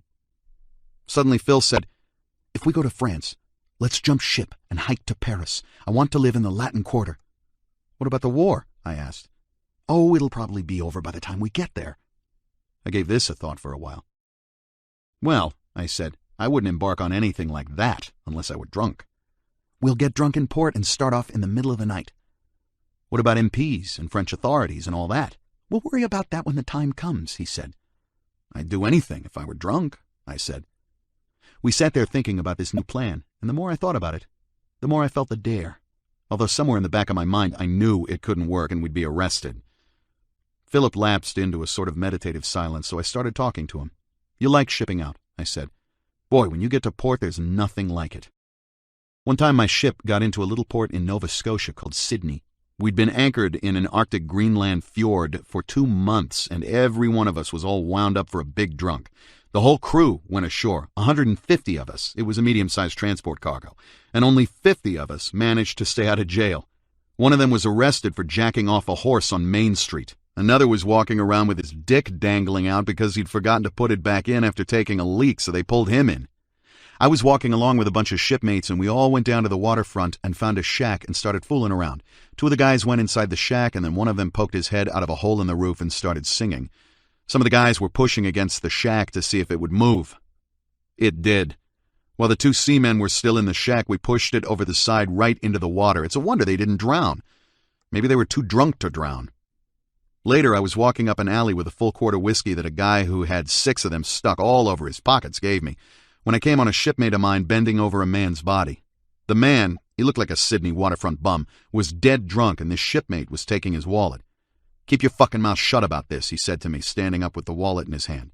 "It's your business, not mine," I said. He laughed and asked for a drink, but I left because I didn't like him much. I was ashore for 3 days on a 12-hour pass. On the 3rd day in the afternoon, I was walking with a guy in back of the Sydney YMCA when here comes 2 Canadian SPs and 2 Army MPs from our own ship. They had guns and told us to come with them. My buddy started running up the alley and they shot over his head, so he came back, laughing. We were still drunk. We'd been drunk all the 3 days, and we didn't care about anything. Anyway, the MPs and the SPs took this guy and I to a Canadian Corvette base and had us put in the guardhouse until the Liberty boat was to come and pick us up and take us back to our ship. So we slept for a couple of hours. You wouldn't believe it, but I was so drunk and tired I slept on 2 sawhorses I put next to each other. I was drunk and I kept saying to myself that I mustn't sleep on the floor and get my clothes dirty. So here I lay in a little ball on top of 2 sawhorses and slept. Finally I woke up and it was getting dark. There were some British sailors playing catch with a ball and gloves outside the guardhouse. I jumped out the window at the side and walked around the guardhouse and started playing with them. They were awkward and didn't know how to throw, so I kept giving them the fancy Bob Feller wind-up. Then it got dark and the game broke up. There were no guards around. I guess they were eating chow, so I jumped over the fence surrounding the base and went back into town. I started drinking again. That night I went up to the suburbs of Sydney where no SPs would be likely to find me.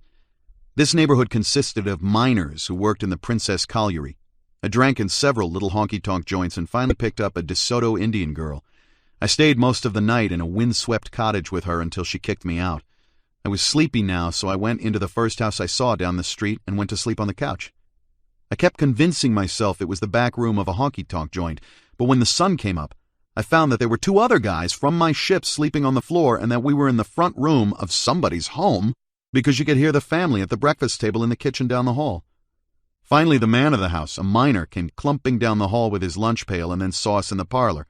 He said, "Good morning, boys," and went out. I never had seen anything to beat it. It was so crazy.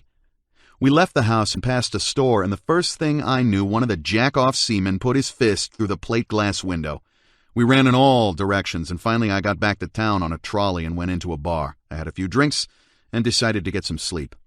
None of us dared go into the Seamen's Club because the MPs would surely keep a lookout there for us, but I decided to go anyway because I was tired and it was time to give myself up. Funny thing was, the MPs weren't there. Nobody was there. Just a big hall full of empty cots with everybody gone hiding or arresting one another. So I went to sleep on one of the cots and had a good long rest. I woke up refreshed and went downtown that night and got drunk again. I noticed I didn't have any money left to speak of, so I boarded a Liberty boat and went back to my ship. That night we pulled out with everybody accounted for, and I was one of the last of the stragglers. I was logged $5. We got to Boston 3 days later after a stopover in Halifax, and it started all over again. Here were these seamen with their $1,000 payoffs staggering drunkenly off the gangplank with all the things they'd picked up in Greenland. Small kayaks, harpoons, fish spears, stinking furs, skins, everything. I had a harpoon. Me and a few other guys stashed all our stuff away in the baggage room of North Station and wired home most of our money. Then we started out on a binge. It was a Saturday night, I remember, in October. I drank at least 45 or 50 glasses of beer that night, and that's no lie. We were down in South Boston, taking over joint after joint and singing over microphones on bandstands and banging on drums and all that. Then we sort of drifted towards Scully Square and wound up in that joint of joints, the Imperial Cafe.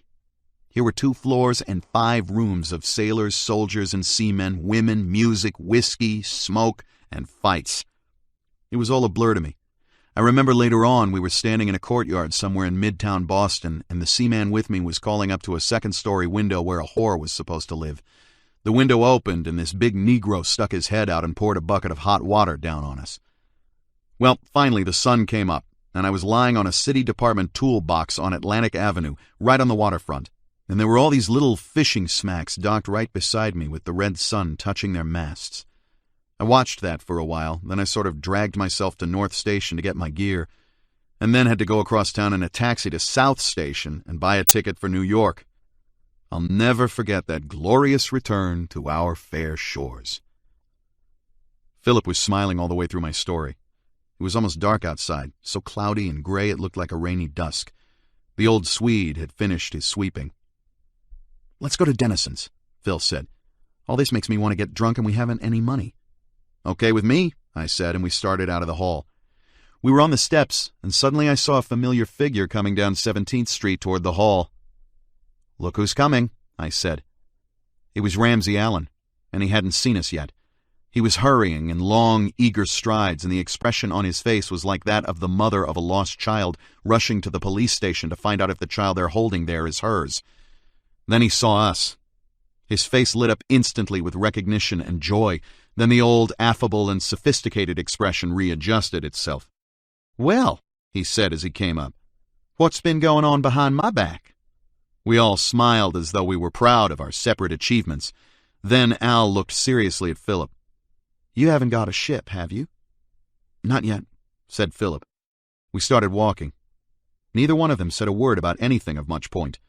Phil started to tell him about our new plan to jump ship in France and go to Paris, and Al said, "Do you think it's safe?" "We're not worried about that," Phil said. We walked down to Dennison's place and sat on his doorstep to wait for him to come home from work. We waited a while, and then we walked over to Chumley's, where he generally eats. Chapter 7. Will Dennison. Tuesday night I met Helen in Chumley's. Helen was a hostess from the Continental Cafe. We had some vermouth and soda, and I drank the first one right down.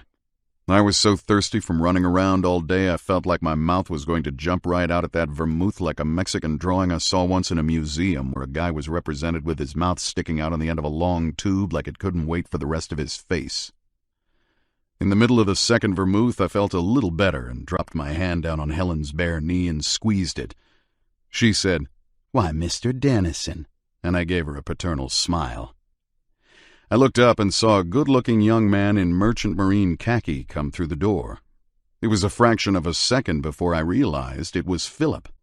I looked right at him and didn't recognize him. Then I saw Al and Ryko behind him. They came over to the table and we said hello all round. Then the waiter put 2 tables together and we moved over. Philip said, "Well, Dennison, we're shipping out tomorrow. This may be the last time we'll ever see each other." "So I hear." Al said, "They plan to go to France and jump ship." I turned to Philip and said, "What are you going to do in France?" He went into a long spiel. "When we get there, we're going to jump ship and start off cross-country for Paris. By then the Allies will have broken through to Paris and maybe the war will be over. We're going to pose as Frenchmen. Since I can't speak French very fluently, I'm to be sort of idiot peasant. Mike, who speaks good French, is going to do all the talking. We'll travel by ox cart and sleep in haylofts till we get to the left bank." I listened to this for a while, then I said, "What are you going to do for food?" Everything is rationed. You need books for everything. He said, Oh, we'll just say we lost our books. We'll say we're refugees just back from a concentration camp. Who's going to say all this? Ryko, he's half French. I'm going to be deaf and dumb. I looked dubiously at Ryko, and he said, That's right. My mother taught me French, and I can speak Finnish, too. Oh, well, I said, do what you like. It's no skin off me. Then Al said, I don't think it's a good idea at all. I said, caution is no virtue in the young. In fact, come to think of it, it's a good idea. Al gave me a furious look, which I ignored. France, I said dreamily. Well, give my regards to the place when you gets there, if you gets there. The food began to arrive at this point.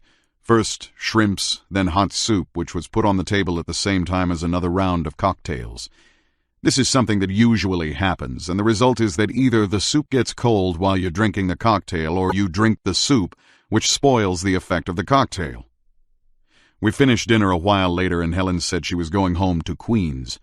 Al gave me $4, which was supposed to pay for all the food and cocktails he and Ryko and Philip had guzzled down, but I was glad to get even that much. We went out in the street and walked around talking about what we were going to do. Al said, Well, we might go and see Connie. Philip asked, Who's Connie? She's the girl that works on PM, Al answered. The one I told you about I laid on the roof 2 weeks ago. So Ryko said, Okay, let's go. Al said, But the only trouble is she moved, and I haven't got her new address, or I lost it. I'd have to find out from Agnes or somebody. Well, I put in, we can't go there then. Al said, No, I guess not. At this point, a black-haired boy of about 12 walked by, and Al said, Hiya, Harry. And the boy said, Hiya, Al. There's a big crap game in front of Romany Marie's, several $100s in the street. We stopped for a while to watch the game. A fat, greasy character with a big cigar picked up the dice, throwing down $5. He rolled a 10.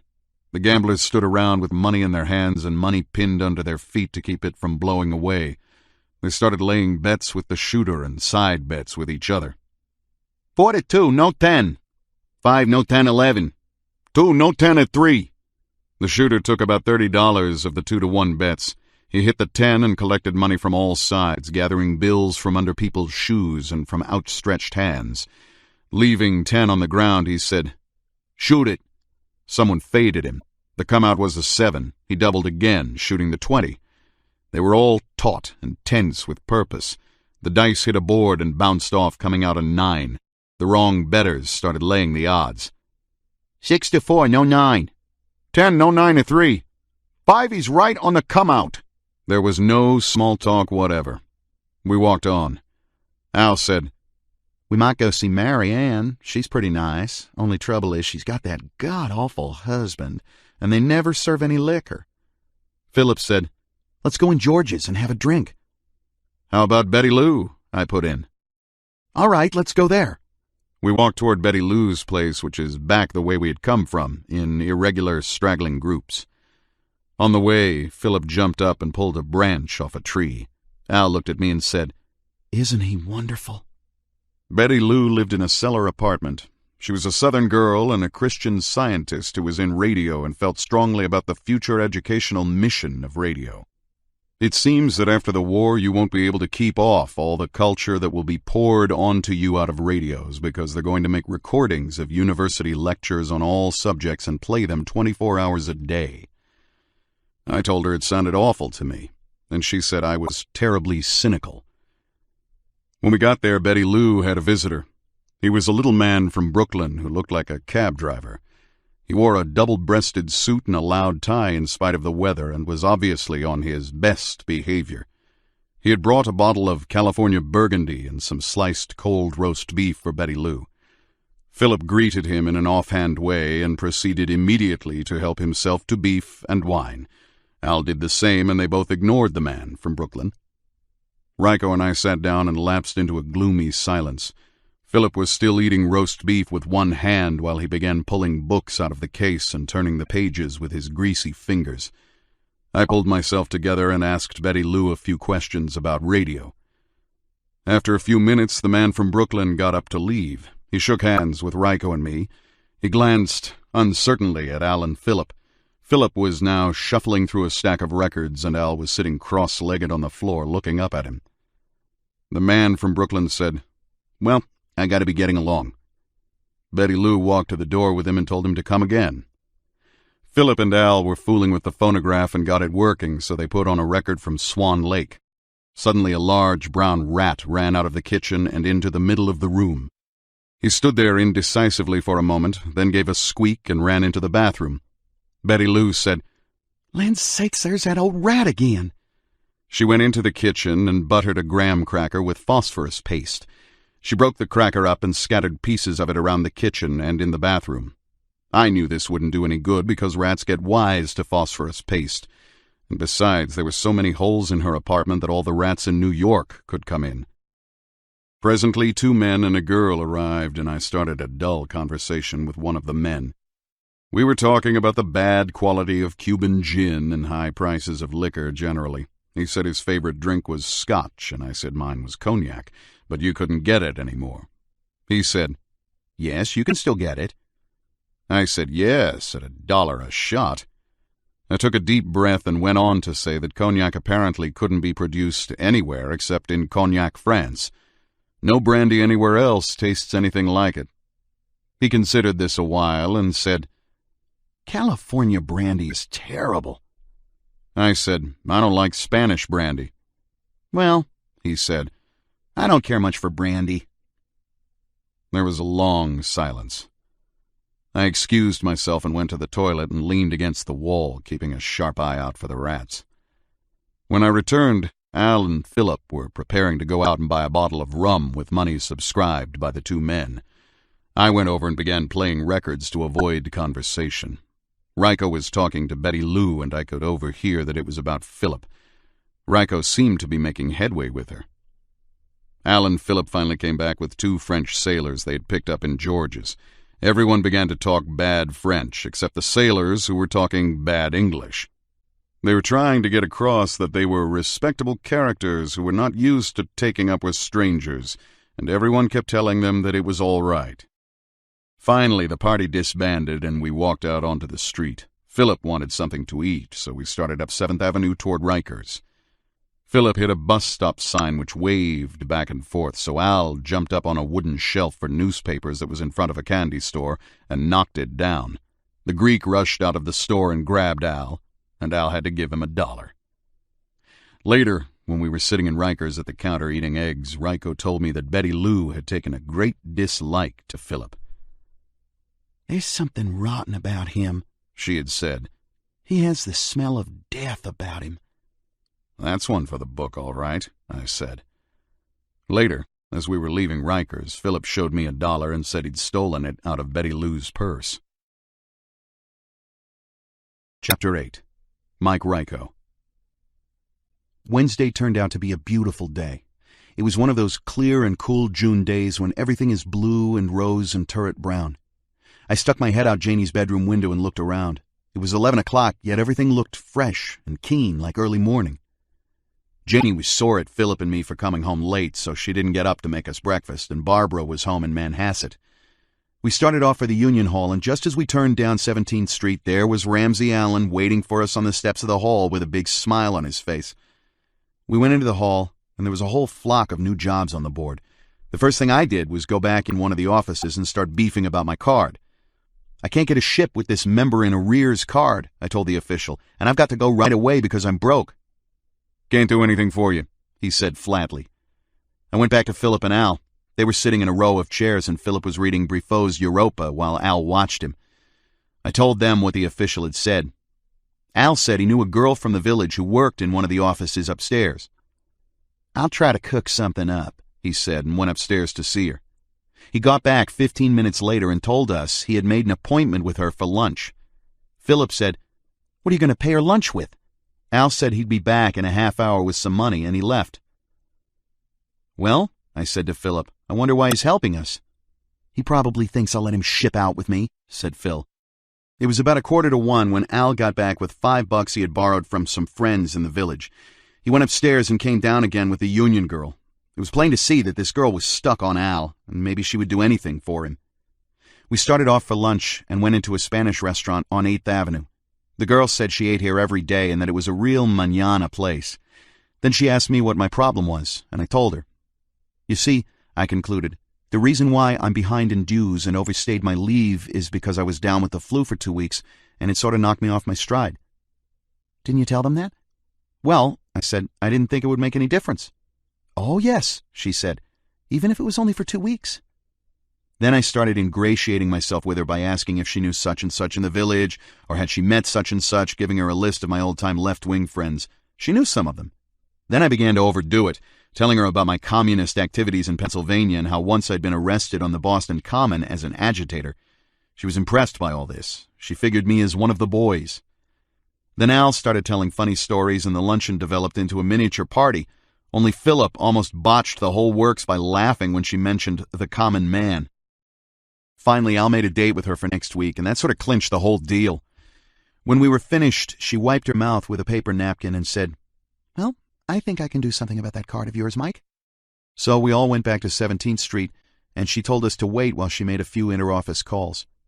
I'll have definite news for you by 3 o'clock, she said, and we saw her to the Union Hall door. In the Anchor Bar, we ordered a round of beers, and when Philip went into the men's room, Al said to me, Well, Mike, so you're headed for France. I sure wish I could come along. Why don't you? I said. Philip wouldn't have it, I don't think. What do you think? We haven't talked about it. As far as I'm concerned, I'd like to have you along. The more the merrier. And with you around, we'd make a better go of it on the tramp, I imagine. Yes, said Al, nodding his head. I think the 3 of us would make a better go of it. Both of you are young and impractical. You wouldn't know how to get food or money. That's logical, I said. Alone, I imagine we'd starve. I believe you're right, Al said. Then he went on. Mike, why don't you persuade Philip to let me come along? Well, I said, it's okay with me, as I told you, and I guess there's nothing to lose trying to persuade Philip. He may relent. Sure, I'll ask him. Give him all the arguments about food and money. Yeah, I said. Do that, Mike. I will. Al patted me on the shoulder and ordered me another beer. Philip got back, and he and Al began talking about the new vision again. Phil was wondering maybe it was impossible to achieve since we were all equipped with a limited number of senses. Al nodded his head and said, That's interesting. But you might find a great deal of interesting occultist material in Yeats and also in Kabbalistic doctrine. Rimbaud thought he was God, Philip said. Maybe that's the primary requisite. In Kabbalah, man stands on the threshold of vegetable life, and between him and God remains only a misty shroud. But suppose you actually projected yourself as God, as the sun. Then what would you see and know? Yes, said Al. You might have something there. But of course Rimbaud eventually failed after a projection of that sort. Philip nodded his fist. Of course he did. And I think I understand why, though I'm not certain I could explain it coherently. Well, try anyway, Al persuaded gently and knitted his brow. Here, Philip waved the matter away and asked for more beer. Finally, it was 3 o'clock, and we went back across the street into the hall. I called up the girl from the foyer, and she told me who to see. I thanked her for her trouble, and then Al took the phone and started chatting with her. The union official said she had heard of my special case from a sister, and due to the circumstances, she was willing to issue me a new card. While it was being made out, I slipped a couple of blank cards in my pocket in case of any future emergency. I went back to Philip and Al with the good news. We stood in front of the board with the other seamen and looked over the shipping. Now we'll get a ship for sure, Philip said. If not today, tomorrow, I said. Then I showed Al the blank cards I had lifted from the office. He immediately took them out of my hand and stuffed them into his coat pocket. It was done so quickly that Philip hadn't even noticed. I looked at Al, and he looked at me gravely. A minute later, Al said he had to leave to go do a painting job on 52nd Street, and he left. Philip and I sat down on a bench to wait for the 3:30 job call. At 3:30, there was a call for deckhands. I threw in my new card with 4 other ABs and almost flopped when one of the jobs was sold to me. Philip and I beamed with satisfaction, and he lit my cigarette with trembling hands. Then the call for ordinary seamen came, and Philip threw in his card with about 10 other ordinaries. The dispatcher was shuffling the cards around, checking on seniority dates. There was one of these ordinaries who had been hanging around the job window all day a thin, pimply kid of about 17 who looked like some sort of moron. His card was thrown back in his face, as had been the case all day long. I looked at his card and saw "Member in Arrears" stamped on it. He didn't have enough sense to go to the open job window, so he just hung around this window all day long, throwing in his worthless card and getting it thrown back in his grimly smiling face. I told him what to do, since no one else seemed to bother about it, not even the dispatcher. Philip's card was thrown back, but he was beaten only by a matter of hours in seniority. We went back to our seats, and I said, "It'll come." The dispatcher was saying over the mic, "One of those A-B jobs returned, one A-B job open." That was mine. "Tomorrow's our day," I said. "We'll get up real early." I started to think about Al's success with the union girl and looked at Philip, who had reopened his book. "Al's an amazing guy," I said. "With him, you never have to worry about anything." Philip looked up from his book. I decided to get it over with, so I said, "Why don't you let Al ship out with us? He wants to come bad." Philip made a tortured face. He said, "No. The whole purpose of shipping out is to get away from him. I told you that." I shrugged and said, "I don't get it." "Since you're not very well acquainted with the facts, I don't expect you to get it." "Okay," I said coldly. It got to be 5 o'clock again, and Philip suggested we go to Al's and have dinner with him. He thought that Al would have some money from painting, but I knew damned well Al was running all over town looking for a time clock puncher with which to stamp his blank card so he could ship out with us. When we got to Al's place over at Jazz Club on 52nd Street, he wasn't home yet. I stretched out on the couch and Phil sat in the easy chair to read Europa. From the couch I could see the backyard where there was an old vine-covered plaster wall with a crack in it that looked beautiful in the clear late afternoon light. I said to Phil, "Look at that wall outside, and the exotic vine leaves. I'll bet that's what Montmartre looks like."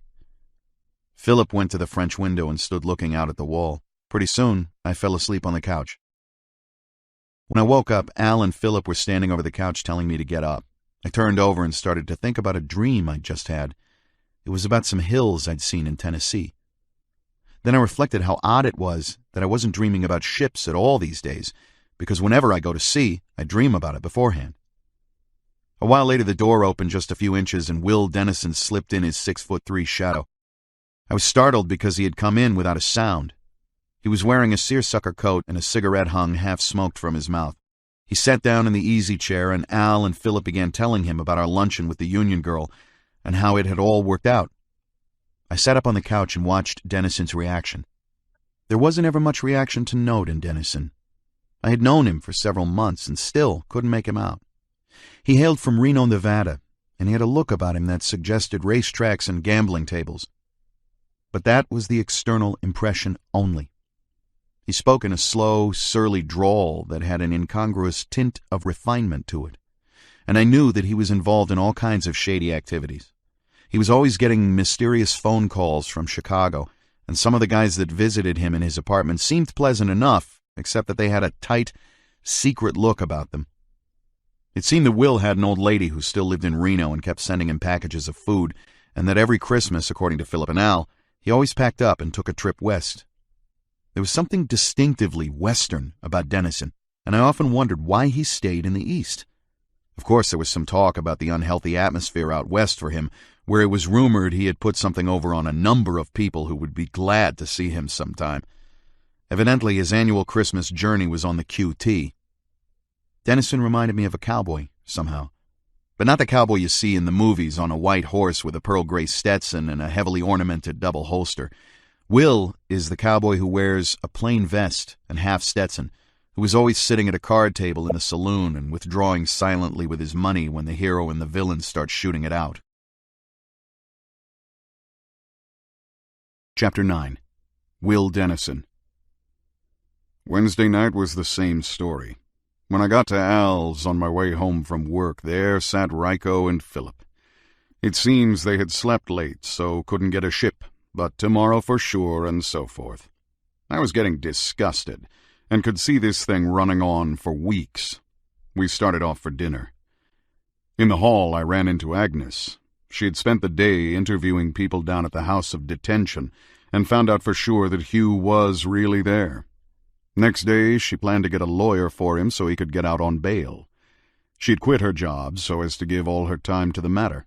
I gave her the name of a lawyer I knew who got a friend of mine off with 2 months after he had been caught inside an office building at 4 a.m. with $1,500 in his pocket that didn't belong to him. I asked Agnes if she would join us for dinner, but she said no. She was broke.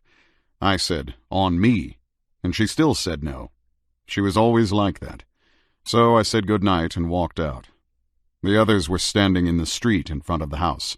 I said, Agnes wouldn't come for dinner because she is broke. Some people have some pride. Philip said, People get silly ideas. Yeah, I said, but you're an artist.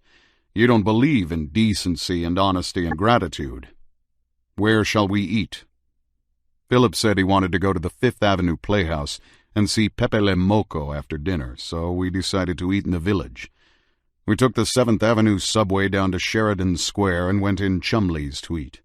Philip started right off ordering Pernod and daiquiris. After dinner we walked to the Fifth Avenue Playhouse.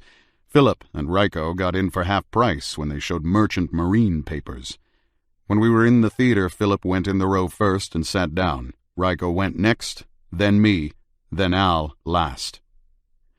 During the movie, Al kept craning his neck to look across at Philip, and finally moved to the other side of the front row next, where he had an unobstructed view of Philip's profile. After the movie, we went to MacDonald's Tavern, which is a queer place, and it was packed with fags all screaming and swishing around. Every now and then, one of them would utter a shrill cry. We pushed our way to the bar and ordered some drinks.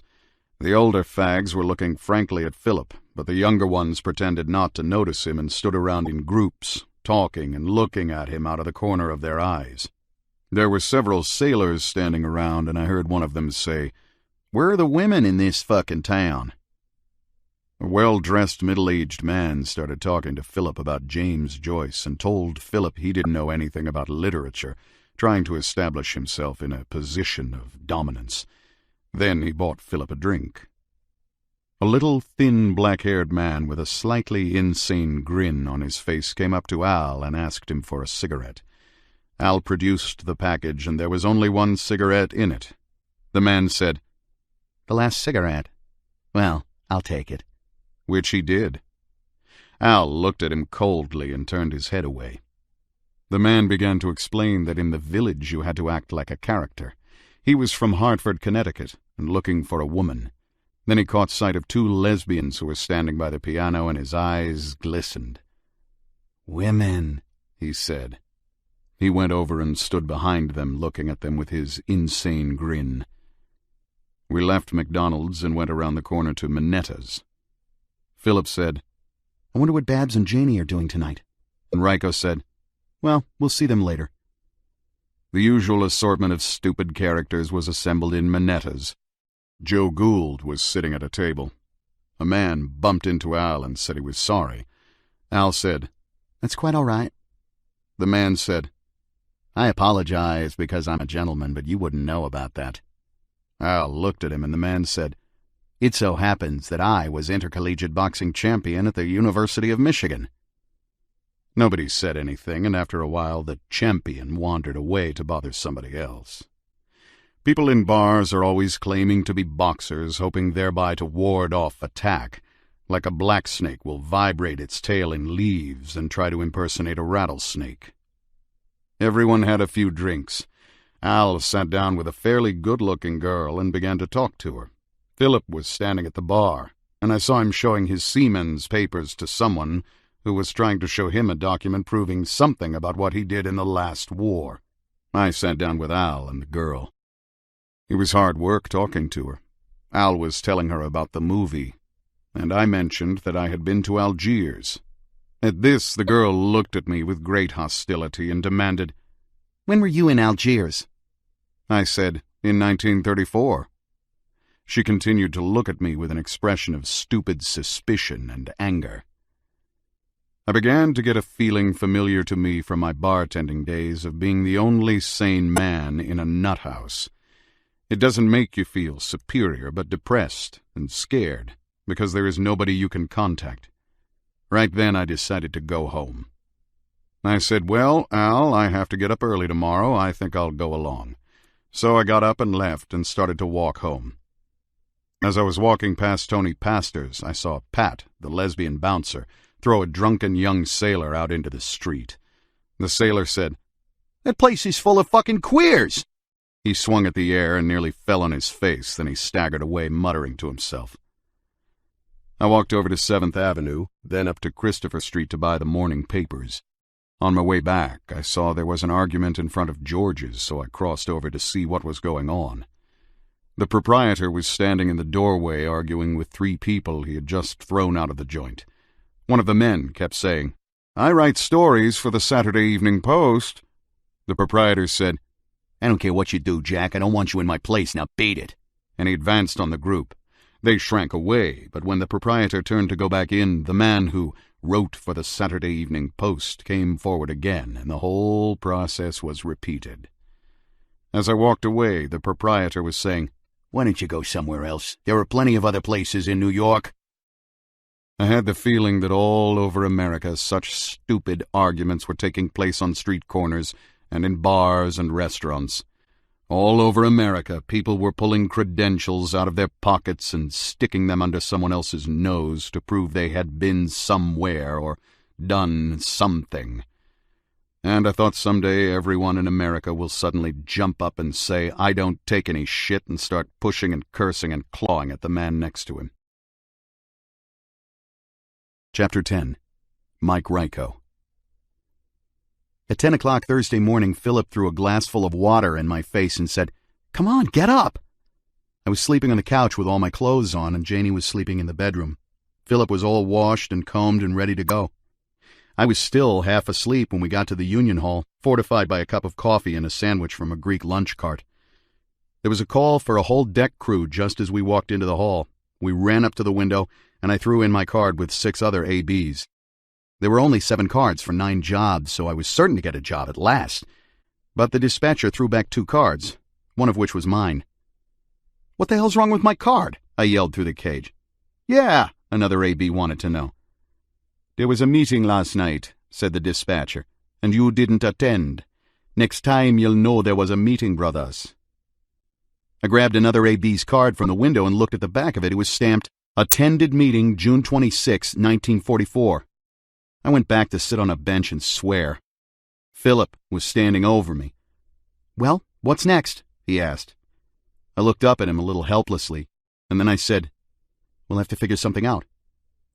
We sat around and thought for a while, then I decided to pull something I knew would work. "Come on," I said to Philip, and led him into one of the offices in back. There was a union official sitting and talking over a phone. I leaned my hands on his desk and waited for his full attention. He kept on talking for 10 minutes and then hung up. I said, "Look, brother, I was just now getting a job when the dispatcher threw my card back and said it wasn't stamped for last night's meeting. Does that mean I can't get a ship?" "It means you'll have to go to the open job window, brother." "Well, neither one of us," I turned and gestured at Philip, "could attend last night's meeting because we were in Washington. We'd been down there a couple of days to sit in on the Senate and House debates over the Pillsbury post-war bill. You see, we got drunk and decided to go down there." "What did you think of the debates?" the official interrupted. "Why," I said, turning to Philip, "Phil and I have never seen anything like it. It was outrageous to sit and listen to those Southern Democrat poll tax reactionary bastards like John of Georgia and Bankin of Mississippi make speeches against a bill like Pillsbury's." The union official had a faint smile on his face. I was going to say something else when the phone rang. The official was busy for a minute, then he hung up, and I started again. "So, like I say—" "Let's see the cards." He interrupted me and held out his hand. We gave him the cards, and he stamped them. "Thanks," I said gravely, like a brother just bailed out of jail by the union after a strike. We walked out. I looked at the cards. They were stamped, "Attended meeting June 26, 1944. "That was pretty good," Phil said. "The psychology," I said, "is that they want as many intelligent liberals on the ships as possible to spread around the dogma and to convert simple dopes into mouthpieces for the working class. What he's practically saying to us is, spread it around, boys." We found Ramsey Allen looking for us in the hall and told him about the union official. Al nodded appreciatively. Then, while Philip was in the foyer buying cigarettes, I asked Al what he was going to do about the blank cards. "I won't do anything," he said. "Philip said he wouldn't let me on the same ship with him. It's no use." I shrugged my shoulders and felt better. Philip came back and we stood around looking at the shipping board. I feel it in my bones, I said to Philip. We get our ship today or tomorrow. Al was looking at Philip all the time and Philip wouldn't pay any attention to him. Finally he said to Al, "Why don't you spend the afternoon getting money instead of hanging around here?" Al said, "Well, yes, that's an idea. I could do a little calcimining for old Mrs. Burdett." "Well, go ahead then," Philip said, and Al immediately left. Phil and I had a little lunch and some beer at the Anchor Bar, waited around for jobs in the hall, read, dozed on the benches, and finally it was almost closing time again. We had passed up several jobs on tankers because we wanted to go on a freighter. Now that our cards were good, we were getting fussy. Tankers that went to France stayed offshore and we wouldn't be able to jump ship. Alan got back just before 5 o'clock and showed us a $10 bill. "Well, well," Philip said. "Don't tell me you made all that." Al showed us 2 pawn receipts for 2 small brilliants. Philip wanted to know where Al had gotten the brilliants. Al said, "I did a paint job for old Mrs. Burdett while she was out with her dog, and I found these in a dresser drawer. Her 2 cats were watching me." "You mean that old Mrs. Burdett from Memphis you always have tea with when you run out of money?" "Yes," said Al. "An old friend of the family's." "Well, nice going," Philip said. "Now let's spend it." "No ship?" Al inquired brightly. Philip said, "Tomorrow's another day." We stopped first at the Anchor Bar and each had a whiskey and soda. The place was jammed with seamen who had gotten jobs during the day and who were drinking and loading on for the long voyage. We decided to go and see a French picture on Times Square and took the subway. When we got there, we looked around until we found an Italian spaghetti joint and went into it.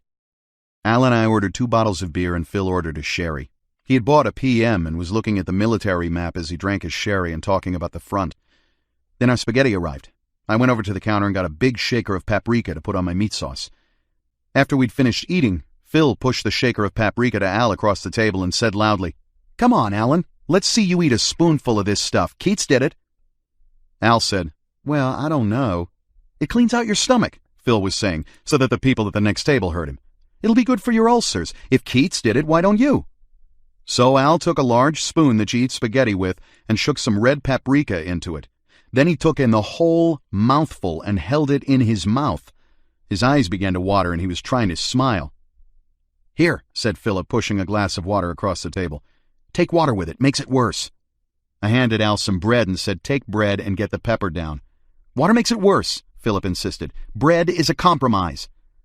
So Al drank the water, and the tears were running down his cheeks. He was burning so much. Every now and then he'd shake his head and say, "Whew," and then smile at Philip. It was very annoying, and I insisted that Al take bread. "This isn't getting us anywhere," I said, but they didn't listen. So Al went on saying, "Whew," and smiling at Philip just like an idiot who is burning at the stake and smiles and shakes his head and says, "Boy, this hurts," to his tormentors. Finally, the incident sort of spoofed out, and we got up and Al paid the check. As we were walking out of the joint, Philip picked up a long reed of macaroni from the cook's display in the window and carried it out like a cane. When we were on the sidewalk, he put the end of the reed against his fly, and it looked just like a shimmering spurt of piss. Men going by in the evening rush stared until they saw it was only macaroni, and they moved on without a pause. Women turned their heads away and pretended not to notice. Philip walked toward the Apollo Theater holding it against his fly and looked like a guy who was taking a piss as he walked. Al bought the tickets, and we walked into the Apollo Theater. We went upstairs to the balcony so that we could smoke as we watched the movie. Just at the alcove to the right of the balcony, there is usually a group of fags hanging around, looking half of the time at the picture and the rest of the time along the balcony seats for any good prospects. They were standing there giving us the side glance as we came up the stairs, when Philip ran up to the sand jar and began holding the macaroni to his fly and shaking it in the sand so that it looked like he was pissing diffusely into the sand jar. The fags glided away like crayfish. We went down and got seats in the first row of the balcony and lit up cigarettes. Port of Shadows is about a French army deserter who is in Le Havre trying to skip the country.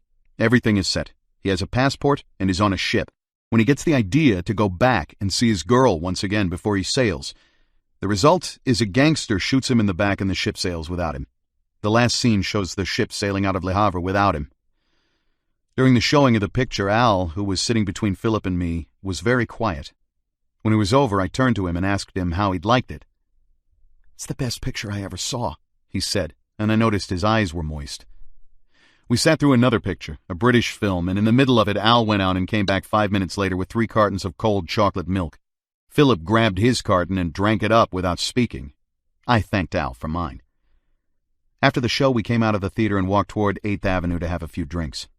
At the corner of 8th Avenue and 42nd Street, a thin old man with white hair had stationed himself in the middle of the sidewalk and was looking up at the sky with clasped hands. Every now and then, someone would stop and look up. When they saw nothing was there, they walked on without any comment or change of expression. Mostly, they just walked by and didn't see him. I guess he was praying. We went into a bar on 8th Avenue near 43rd Street. There were some greasy, shady-looking characters in dark suits, a gambler with a loud tie and a diamond ring, several whores, a sprinkle of fags, and crowds of servicemen. Against this backdrop, the young servicemen looked jarringly out of place, as though they had invaded a foreign country or some ruins. We stayed there for a while drinking beer because we didn't feel like getting drunk. Then we left and took the subway down to Washington Square. Al was a little uneasy at this point because he knew he would not be welcome at apartment 32. When we got there, we found Janie and Barbara. They had just had a cup of coffee at the Waldorf cafeteria after waiting for Philip and me for hours, and now they were in an unfriendly mood. "Where the hell have you been?" Janie wanted to know. I sat down in a chair with the cat in my lap. Phil sat on the couch beside Barbara, and Al sat on the white hassock in the middle of the room and smiled all round. When Janie went into the kitchen to get food for the cat, Al jumped up and said, "May I help you?" I turned on the radio to some loud dance music because everybody was being so unpleasant and tense. Barbara was sulking and Phil was thumbing through a copy of Faulkner's Sanctuary. I lay down on the other couch and started to take a nap. I woke up just in time to hear Janie yell, "Go home!" and throw a book at Al. It hit him on the shoulder. Barbara was already gone home and Philip was stretched out on the couch. The bedroom door slammed after Janie. Al looked down questioningly at Philip. "You might as well," Philip said. Al said, "Well, good night," and walked out of the apartment. I went into the bedroom and closed the door after me. "Him out there," Janie said when I started undressing. "You better watch out for him." "Who?" "Mr. Philip." "What's the matter with him?" "You know why he wants to ship out with you, don't you?" I threw my pants on the chair and said, "No. Why?" "Because he's a queer and wants to make you." "What?" I said. "Don't what me. Some night, at sea, when he jumps on you, you'll know what I was talking about." I sighed, shook my head, and gave her a pitying look. She said, "Ramsey Allen knows him better than you do, so go ahead and be a know-it-all." "You're nuts," I said. "You've been living with me for a whole year. You've been promising to marry me. I've been giving you money. Now you start hanging around with a bunch of queers and don't come home at night." "So that's who's been buzzing in your ear," I said. "Ramsey Allen. Don't you know he'd say or do anything to break up this trip?" Janie started to yell. "First thing I'll know, you'll be a goddamn queer yourself. Maybe you are already." I said, "What makes you believe anything that Al tells you?" "You've been laying this Helen bitch. You've been giving her money, but you never give me anything." I said, "Who gave you that idea?" "You think I'm stupid," she said. "You think I don't know what's going on around here." "Well, what?" "You're going to go to Reno with that gambler Dennison, that's what. You think you're going to get rid of me, but you won't get away with it." I said, "Oh, for Christ's sake."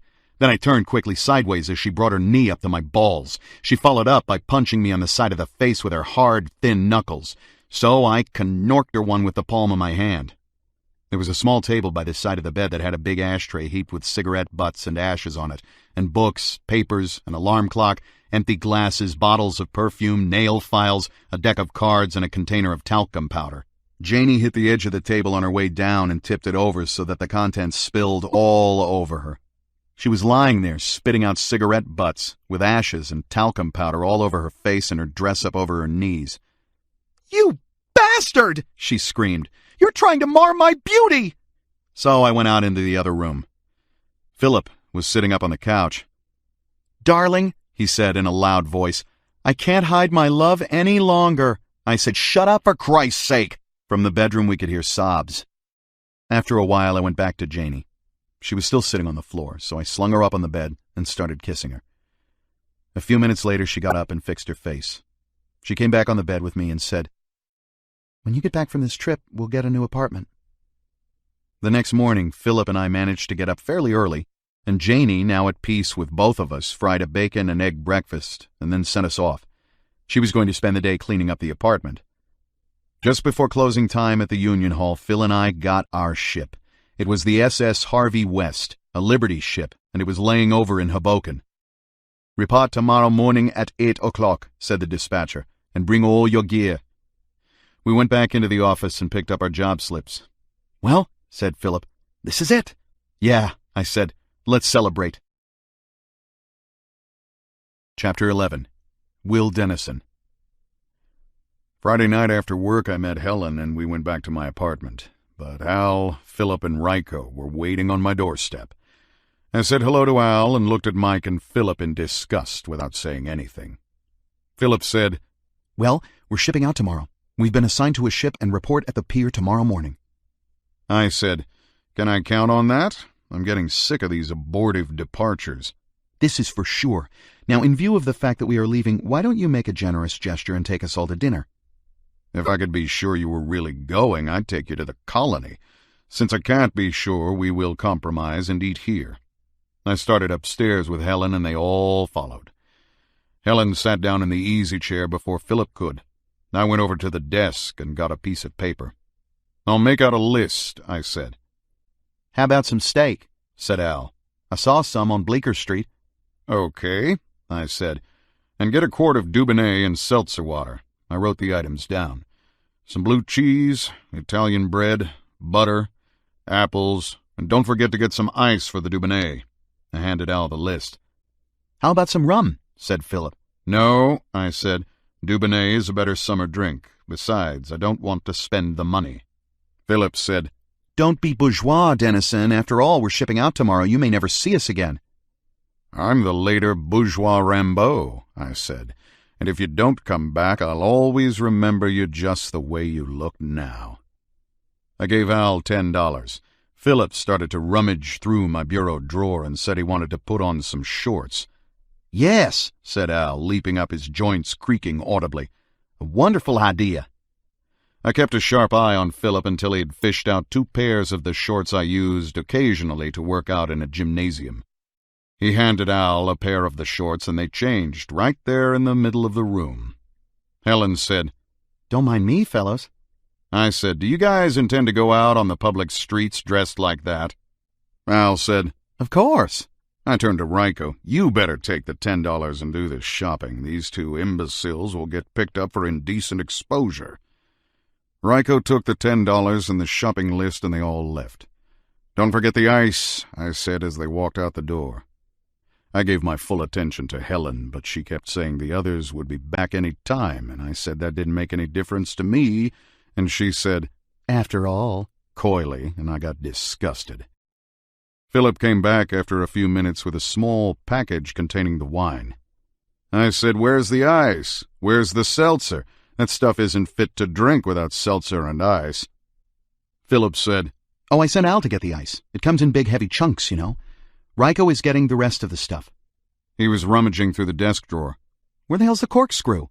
I told him there wasn't one. He'd have to borrow it from the landlady, so he went upstairs. Someone kicked at the door. I opened it, and there was Ryko with packages in both arms. He said, "Jesus, I was embarrassed walking around with those 2 guys in their shorts. I thought the Bleecker Street wops would start something. They were whistling at them." I began opening the packages and pulling the stuff out. There were several beautiful thick steaks, some blue cheese, fresh and moist, a small bag of apples, a long piece of Italian bread. I held out the apples and said, "These go very well with cheese." Ryko was sitting down on the couch and he said, "Yeah." Philip came back with a corkscrew. I said, "Let me do that," and took the bottle between my knees and opened it, which made a loud pop. Philip said, "Hasn't Al gotten back with the ice yet? What's the matter with him?" Helen was sitting there smoking with her legs crossed so that she could see her thighs. I sat down and rubbed her leg. Philip asked her for a cigarette and she gave him one, holding the package at arm's length. He took it and said, "Thanks." She didn't answer and turned her head. At this point, Al came in, pushing through the half-open door with his shoulder, rushed over to the basin and dropped a large piece of ice wrapped in newspapers into it. He stood there rubbing his numb hands together. Then he playfully tried to place his cold hands on Philip, who twisted away. I said, "Where's the seltzer?" Ryko got up and said he would go out and get the seltzer, so I went over to the basin, chopped up the ice with a throwing knife I used for all purposes, and put ice into 5 glasses. Then I poured a slug of Dubonnet into each glass. By the time I had finished with this, Ryko was back with the seltzer. I squirted seltzer into each glass. "Everybody help themselves," I said, and grabbed myself the glass that had the most Dubonnet in it. I also grabbed a glass and handed it to Helen. I was thirsty from working all day, and I refilled my glass before anyone else had hardly started. I paused in the middle of my second glass and said, "Who's going to cook this steak?" Al said he would cook it. There was a gas stove in the hall on the top floor. Philip said, Mother Allen is so reliable.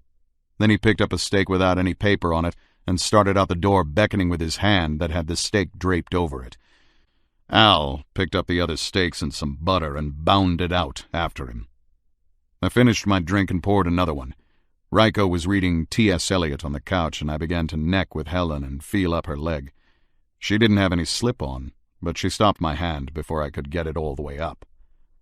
After a few minutes, Philip came down and sat on the floor with his Europa. I said, "You ought to read the whipping scene in that book. It's the only good thing in it." Ryko said, Is Al all alone up there? Philip said, How should I know? I'm not there, am I? Ryko got up. "Where are you going?" I asked. He said, I think I'll go upstairs and help. And he went out. A minute later, Philip snapped his book to and went back upstairs. I poured a weak Dubonnet for Helen and a strong one for myself. I was making sure I got enough. Finally, Ryko came down with the first piece of steak on a plate. He placed it on the arm of my chair and said, Isn't it a bitch? And I said, "Yeah."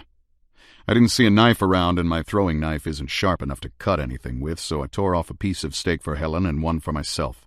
Ryko tore off a piece too, and we all started to eat. Mine wasn't salty enough, so I went over and got some salt from on top of the icebox. While I was getting some salt, I unwrapped the bread and wrenched a piece off. Then I offered the loaf to Helen and Ryko with one hand, while I crammed in a mouthful with the other hand. I was feeling a little tight and very hungry. At this point, Al and Philip arrived, Al carrying a big frying pan with 2 steaks sizzling in it. He set the pan down on the electric plate to cool. Then he made Philip a drink and handed it to him. When the pan had cooled, Al placed it on the floor, and he and Philip sat down cross-legged, facing each other with the steaks between them. Then Philip started to growl like a leopard, picked up a big piece of steak and tore at it with his teeth. Al reached for Philip's steak, and Philip made a clawing motion with his hand, growling and snarling.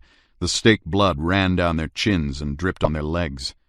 I said to Ryko, "Did you see those pictures in Life of the lion that killed his brother over a piece of steak?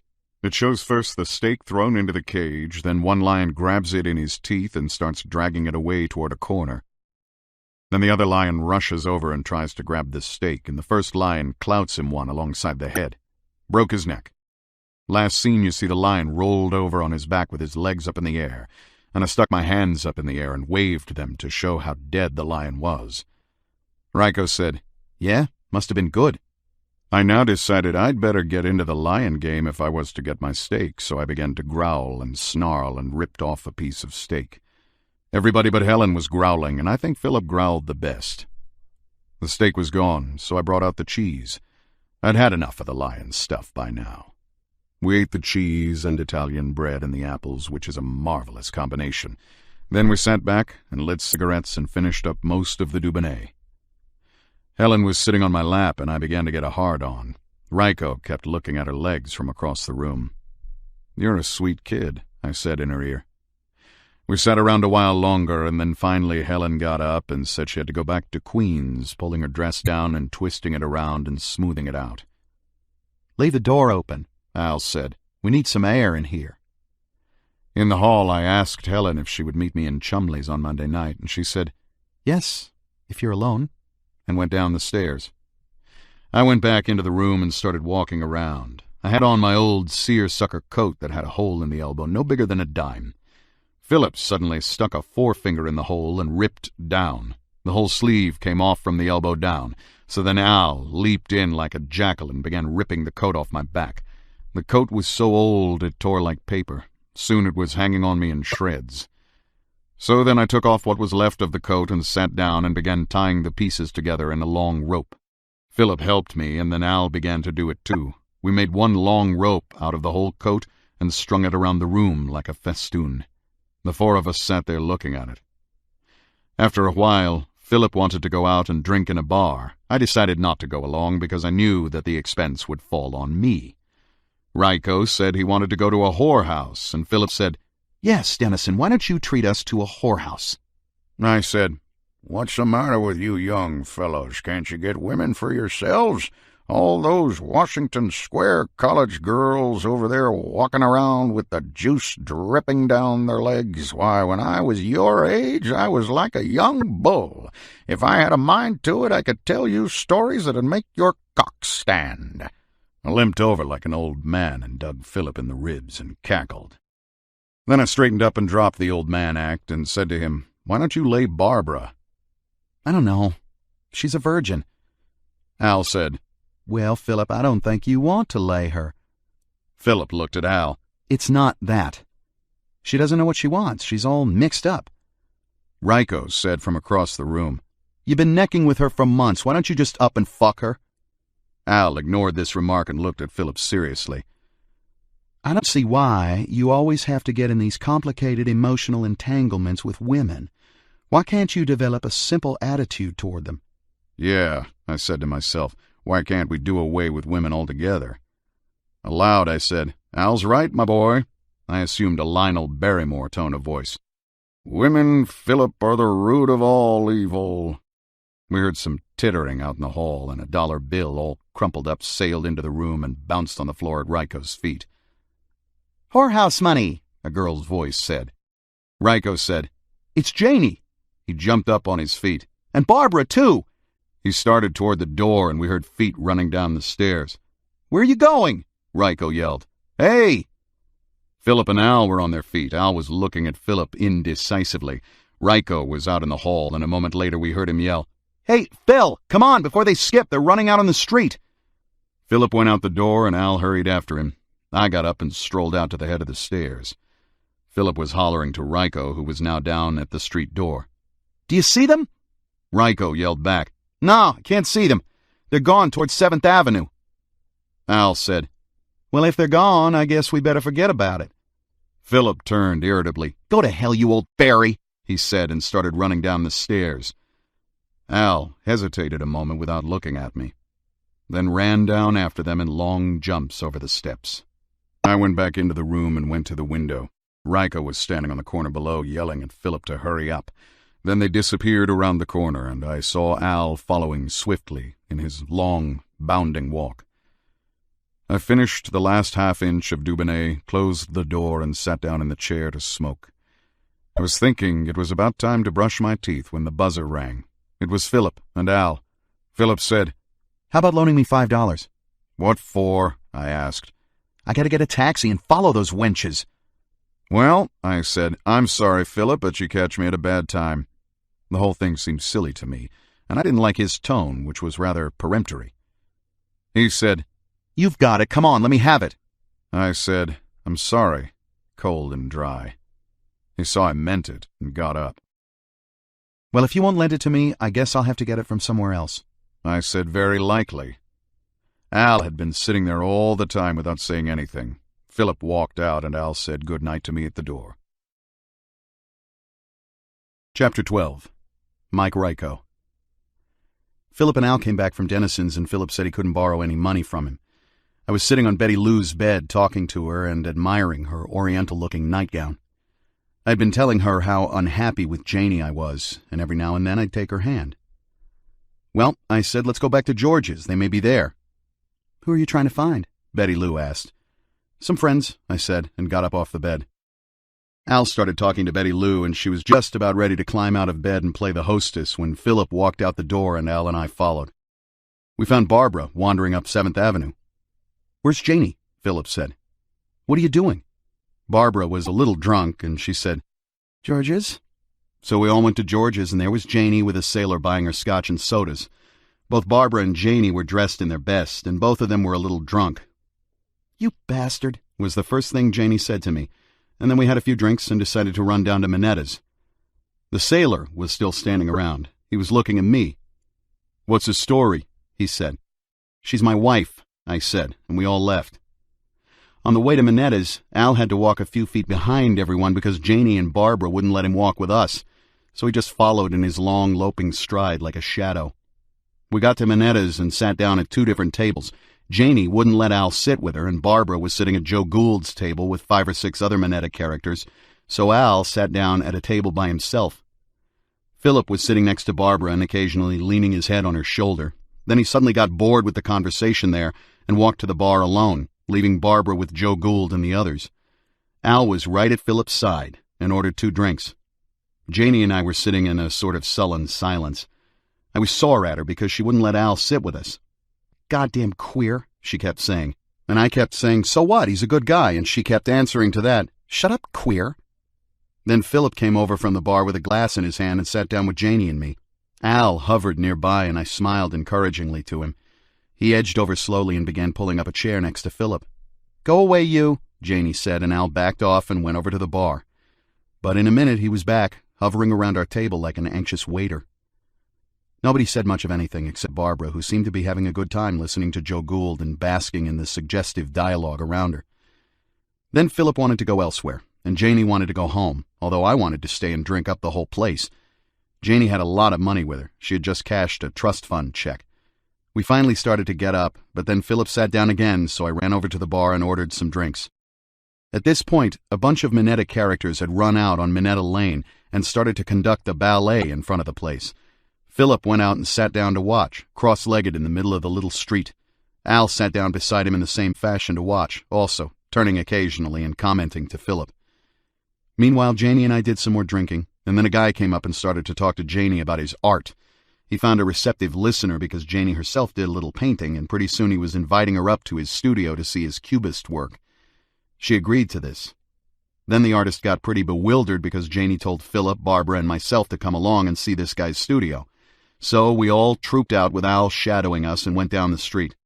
A bunch of other people had somehow joined forces with us, and by the time we got into the artist's studio there were at least 10 of us, including Joe Gould and his cane. First, somebody turned on the radio, and some dancing started. Janie and I went into a bedroom and started to neck on a bed, and then she said we might as well copulate, but I didn't want to because everybody was walking through the room on their way to and from another room. Then a lot of beer showed up in carton containers, and Janie and I went out into the studio room proper and took 2 quart containers apiece. We went back to the bedroom and started to drink the beer. I began acting silly and climbing out the window, and the first thing I knew, there was Al, climbing in from outside, through the window. He had been out to find Philip and couldn't get back in because the door was locked downstairs. "Where is Philip?" I asked. "That's what I'd like to know," he said. I stuck my head out the window to see how Al had managed it. The studio was just over the Swing Rendezvous nightclub, and Al had hauled himself up over the marquee. Meanwhile, Barbara was in the other room necking with the artist while Joe Gould sat on a bed with a dark-haired girl in slacks. He was talking to her with his chin resting on the handle of his cane. Finally, Barbara came out of the room looking all disheveled and went to a mirror. "He just asked for it," she said to Janie, "and he got it." The artist was glaring at Barbara. Then he came over to me and said, "There stands a young lady who came very close to being laid." I registered appropriate awe, and then went out to the studio room to look at this guy's work. Al was opening doors all over the place looking for Philip. He even opened closet doors and poked his head inside. All along the wall of the studio were hung paintings that the artist had done. They were done in vivid colors set in rigid forms like cubes and squares and circles. "How do you like them?" I asked Janie, and she said the colors were nice. Then Philip somehow reappeared, and we all decided to go back to Minetta's. The artist, meanwhile, was getting very nasty with everybody, and finally he went and opened the door for everybody to get out. We all started to file out, and as we passed, the artist made insult after insult. He referred to Barbara's close shave, called Al a queer, and finally turned around to pick up a cat that was passing in the hallway. He took it by the tail and flung it down the stairs, but the cat landed on its feet and scampered away. I went up to the artist and said, "I'm going to canork you one for that," but he didn't hear my remark, so I let it go at that. We went back to Minetta's, which was so crowded you couldn't elbow your way around, and stood in the middle of the crowd hollering for drinks. I finally appropriated 4 beers from the bartender. Cathcart and a few other NYU students had by this time showed up, and I began to get sick and tired of all the noise and pushing, so I decided to go home. On my way to apartment 32, I reeled to one side and fell on top of some ash barrels that were empty. I rolled on top of one of them and got deposited into the gutter. Then I got up and walked on home, feeling dizzy and limping from the bump on my shin. When I got to apartment 32, Phil and Barbara were on the bed in Janie's bedroom, so I undressed and fell down on the couch. I lay there for a while, riding an imaginary bicycle in an attempt to catch up with the room. A minute later, the doorbell rang, and I heard Phil yell from the bedroom, "What a hell of a time!" First thing I knew, he was up and running around apartment 32 naked and cursing and pacing the carpet while the doorbell kept ringing, so I had to get up and open the door. It was Janie and Cathcart, and both of them were pie-eyed. They stumbled in and actually fell at my feet, while Phil, mad as hell, rushed into my den and slammed the door after him. I grabbed Janie and threw her on the couch. Then out from the bedroom came Barbara, draped in a bedsheet, and went over to Cathcart, who was sitting drunkenly on the other couch, and dropped on his lap with a simple grin on her face. She started kissing him violently, and he looked a little bewildered. Meanwhile, Janie kept hitting me over the head with her shoe, and just as Phil came rushing out again from the den to run back into the bedroom and slam the door after him, I leapt up and put out the light so Janie wouldn't aim so well. After that, there were all kinds of door slammings and noises and mutterings and floor creakings, as if apartment 32 were the very whorehouse of hell itself. Chapter 13. Mike Ryko. Philip and I woke up at noon the next day. We were already 4 hours late reporting to our ship, so we each took a cold shower, drank a whole can of tomato juice from the icebox, picked up our sea bags, and ran out of the apartment, leaving Barbara and Janie asleep. It was a very hot noon outside. We took the subway up to 42nd Street and hurried around the corner to a bus terminal where we just made the Hoboken bus. When we got to Hoboken, the city was all covered over with a pall of hot gray smoke from a fire on the waterfront. Every now and then, a piece of soot dropped down, like black snow in an ash-colored oven-hot sky. We had to take another bus to get to our pier. When we got there, the smoke was even thicker and our eyes were smarting. We crossed the street to the guardhouse at the gate of the pier and dropped our bags with a bang. A uniformed guard sauntered up. "The Harvey West," I said, showing my job slip and Coast Guard pass. "Harvey West?" the guard said. "Wait a minute." He went inside the guardhouse and made a phone call. Then he came back and said, "The Harvey West shifted docks this morning at 7. She's now at the foot of Montague Street, Pier 4, Brooklyn." I turned to Phil and showed him the palm of my hand. "Well," he said, "if she's in Brooklyn, let's go to Brooklyn." So we picked up our bags and shuffled away. "God damn it," I was saying. "They tell us it's in Hoboken and she shifts to Brooklyn. When we get to Brooklyn, she'll be in Manhattan. Nothing but chaos everywhere. Let's have a glass of beer." "We haven't got enough money," Phil said, "and there's no time to lose." We asked directions for getting back to New York the fastest way and were told to take the ferry. We dropped our bags at our feet and leaned on the rail of the ferry. It moved away from the slip and headed for Manhattan, shimmering across the river. Over to our left we saw what was causing all the smoke in Hoboken. A big warehouse and a merchant ship flying the Norwegian flag were on fire. Heavy clouds of pale gray smoke were spewing out of the warehouse, and black smoke was coming out of the freighter. The firemen were all over the place with their little toy hoses and squirts of water. I was wondering how the fire had started. Gradually we approached Manhattan. There was a cool breeze that smelled of the sea blowing from the southern end of the river. The ferry eased into the slip, rubbed sides with the timbers until they groaned, and churned water to nose up to the gangway. We picked up our bags and walked east toward Midtown, stopping at a garage on 10th Avenue for a drink of water. There was nobody around the garage, and we couldn't find a men's room, so I undid a hose used to wash cars with from a large faucet, and we let the water spill into our mouths and over our faces. There was still nobody around, and I said to Phil, "Some garage? We ought to take a couple of wrenches." Then we walked to 8th Avenue and spent our last dime on the subway down to Brooklyn. We got off at Borough Hall, only on the wrong side, so that we had to walk through a lot of clanging traffic with our sea bags on our shoulders while the sun pressed down like a hot flat iron. We finally found Montague Street and started toward the waterfront. At the foot of Montague Street there is a stone arch that overspans the street at the point where it dips down to the piers. We passed under this like a couple of foreign legionnaires just inside of the fort after a long march. In front of Pier 4, I said to the guard, "Is the Harvey West here?" "She sure is, son." We showed him our identification papers. "She's all yours, son." We stomped across the floor of the cool, damp warehouse that smelled of coffee beans. There were hundreds of longshoremen loading on ships on both sides of the wharf. Winches screeched, foremen yelled, and a little truck trailing a string of wagons darted in front of Phil and me from around a corner and almost ran into us. "Is that her?" Phil said, pointing to the right.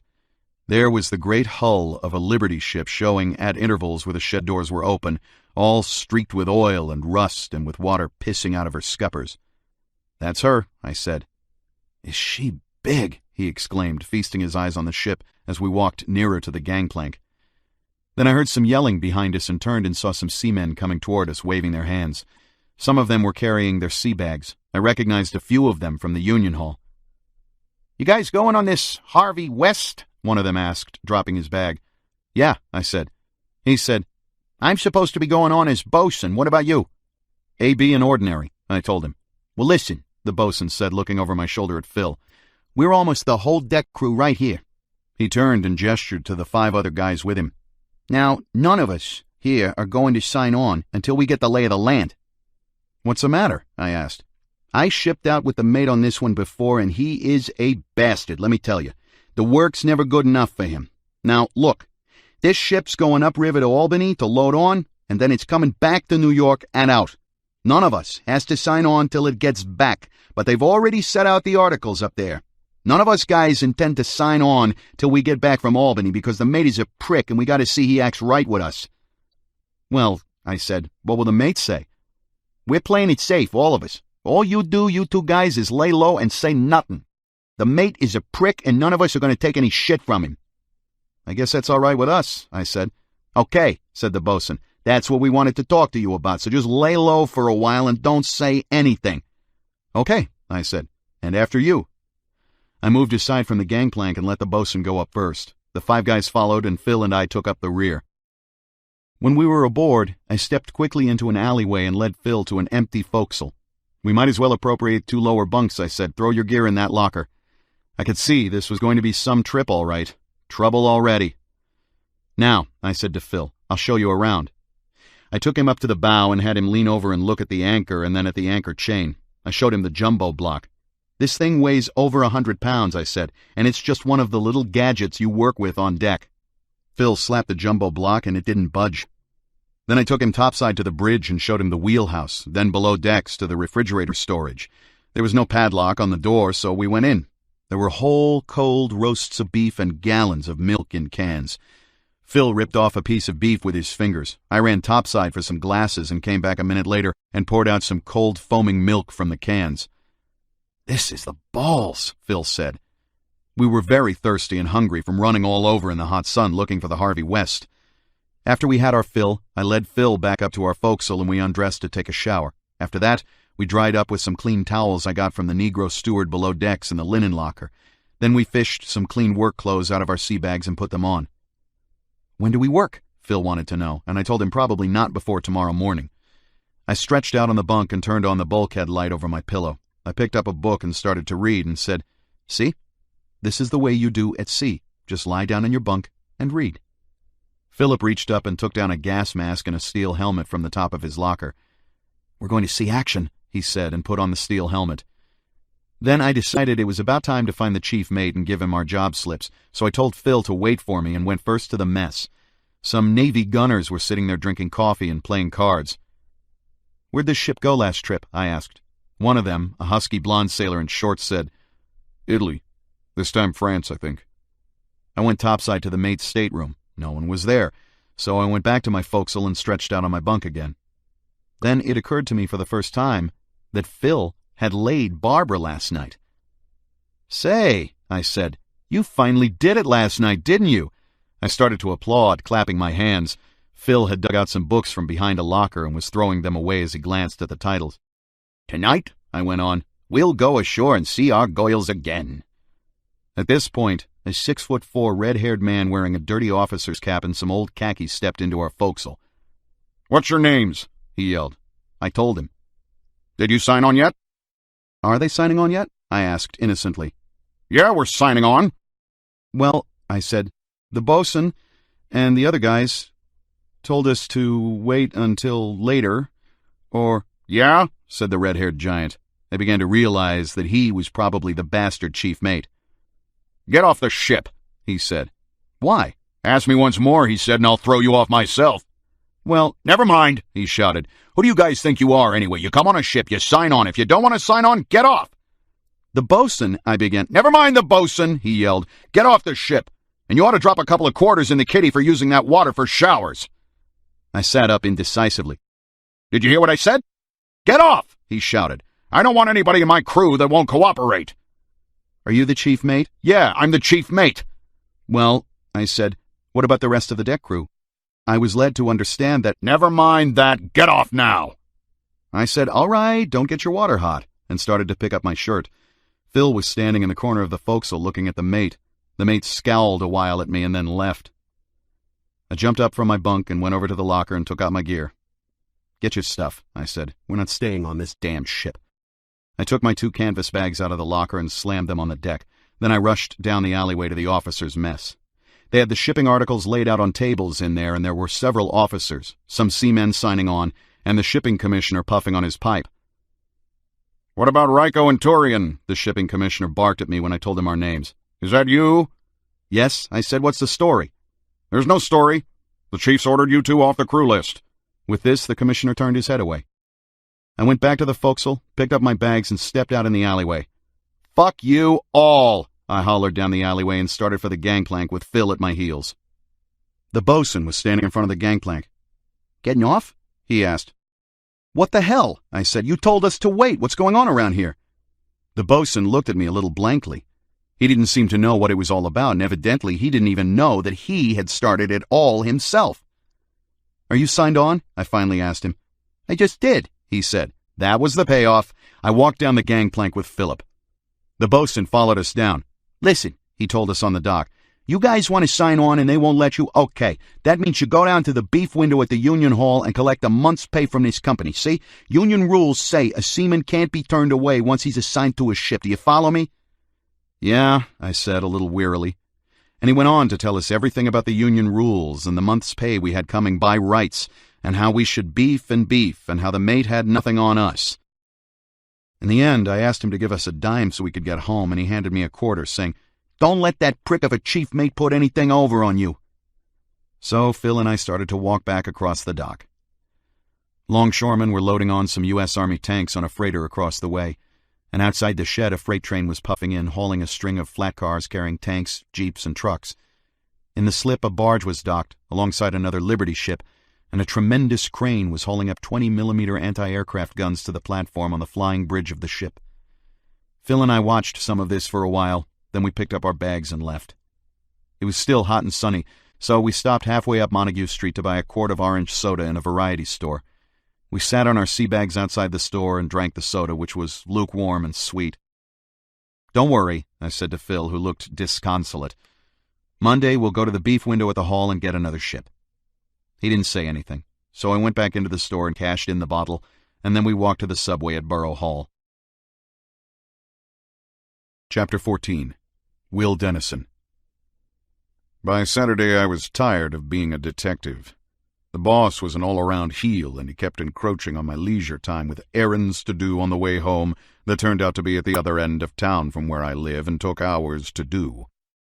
I got to Al's about 8 o'clock after one of these errands, which involved a trip to the Bronx.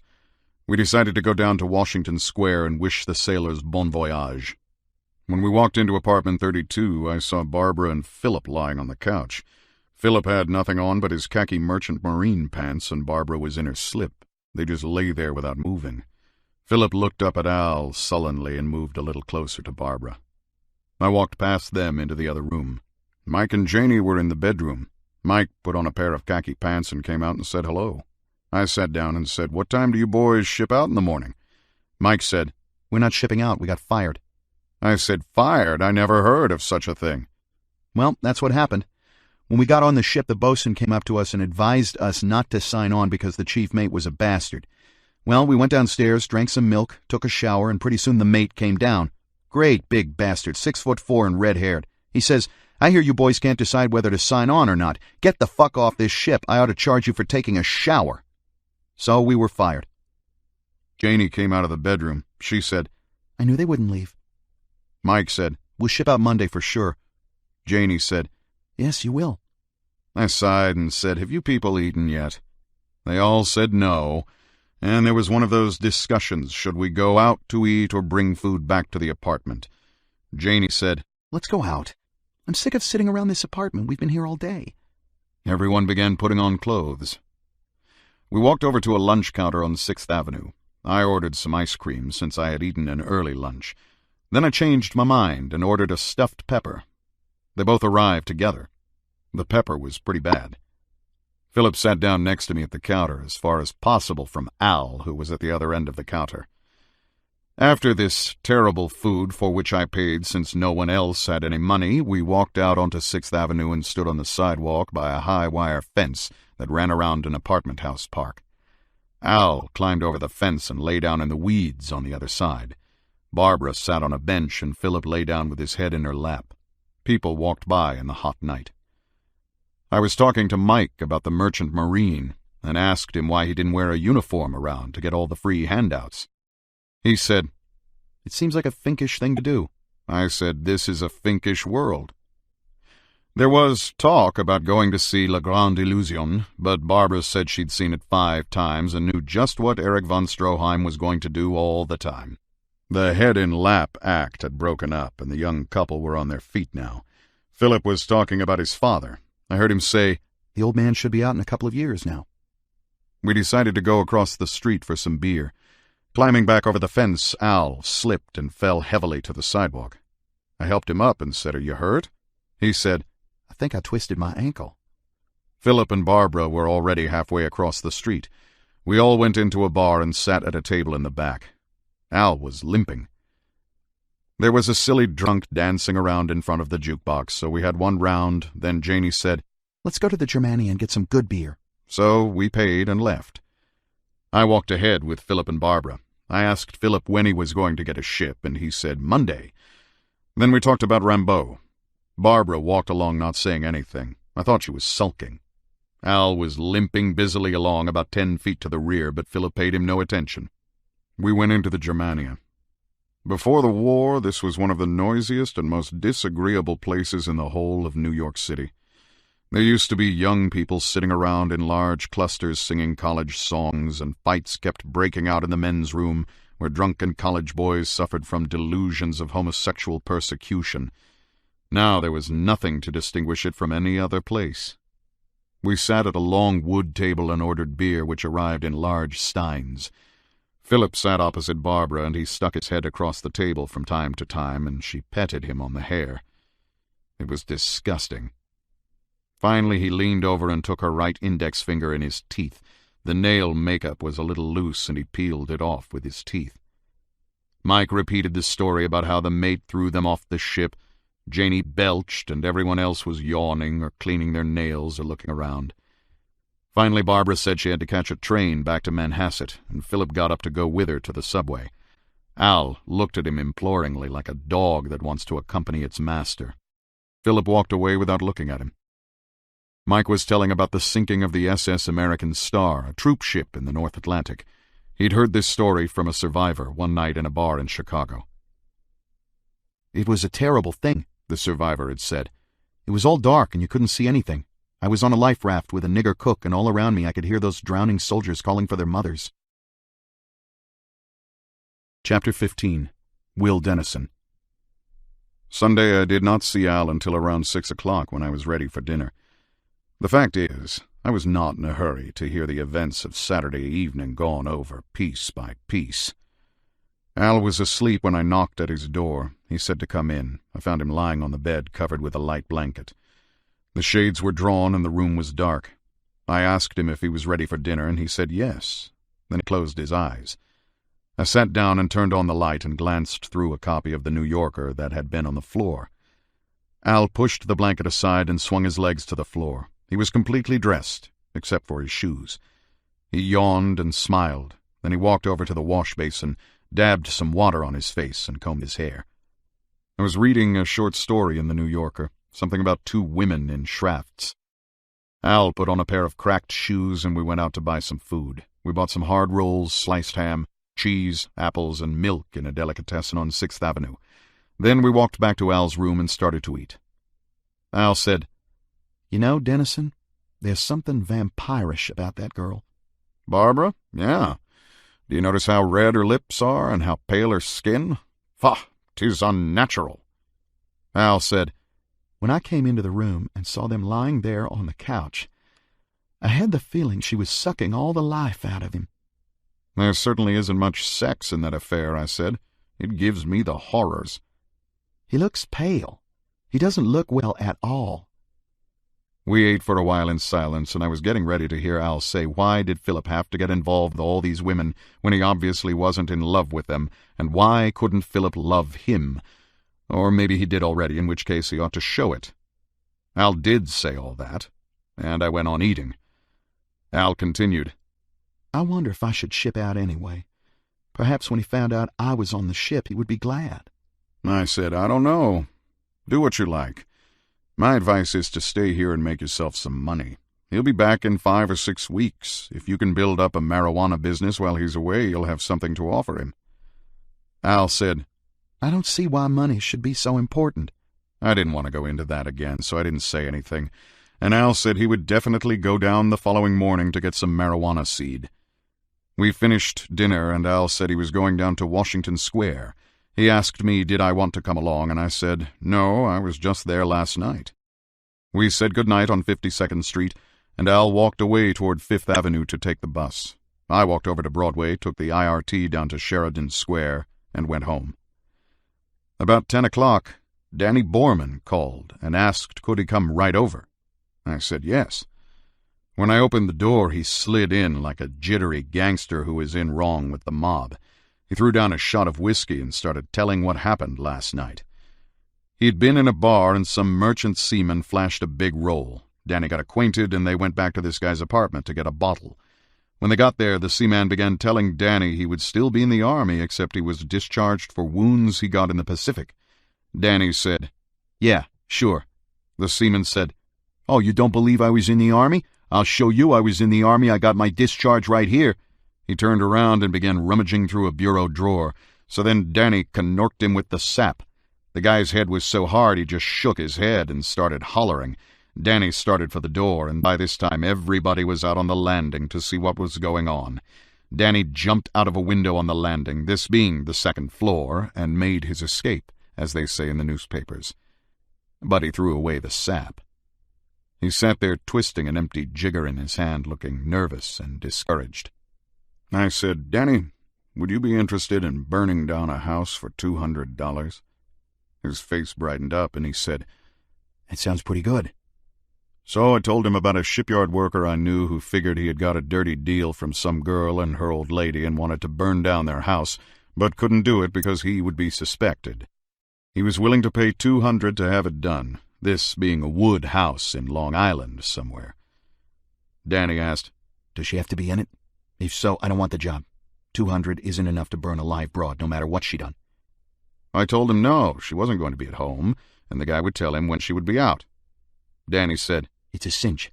So I said, wait a minute, and I rang the guy's number, but he wasn't in. I gave Danny the number and told him to call again later. Just say Will recommended you for that house repair job. I told him if I found someone, I'd have him get in touch. Danny thanked me and wrote the number down. He said when he got the money, he'd fix me up. I rubbed my hands and said, whatever you think is fair. The job is easy, but it's not in my line. My line is letting other people take the risks, like Philip's old man. I'm sure this guy's all right, I went on, and I know where he lives. There won't be any trouble collecting, but get half on account. Danny said, You know me, Will. He got up to go. Say, I'm sorry about the sap. I said, why, that's all right. I'm glad you didn't get yourself in a jam. Chapter 16. Will Dennison. It was about 7 o'clock Monday morning when my buzzer rang and woke me up. I put on my shorts and went out into the other room and pressed the button to release the outer door. I said, Who's there? It's me. It was Philip's voice, and I opened the door and Philip slid in quick. Here, he said, have the last cigarette. He held out a pack of Lucky Strikes smeared with blood.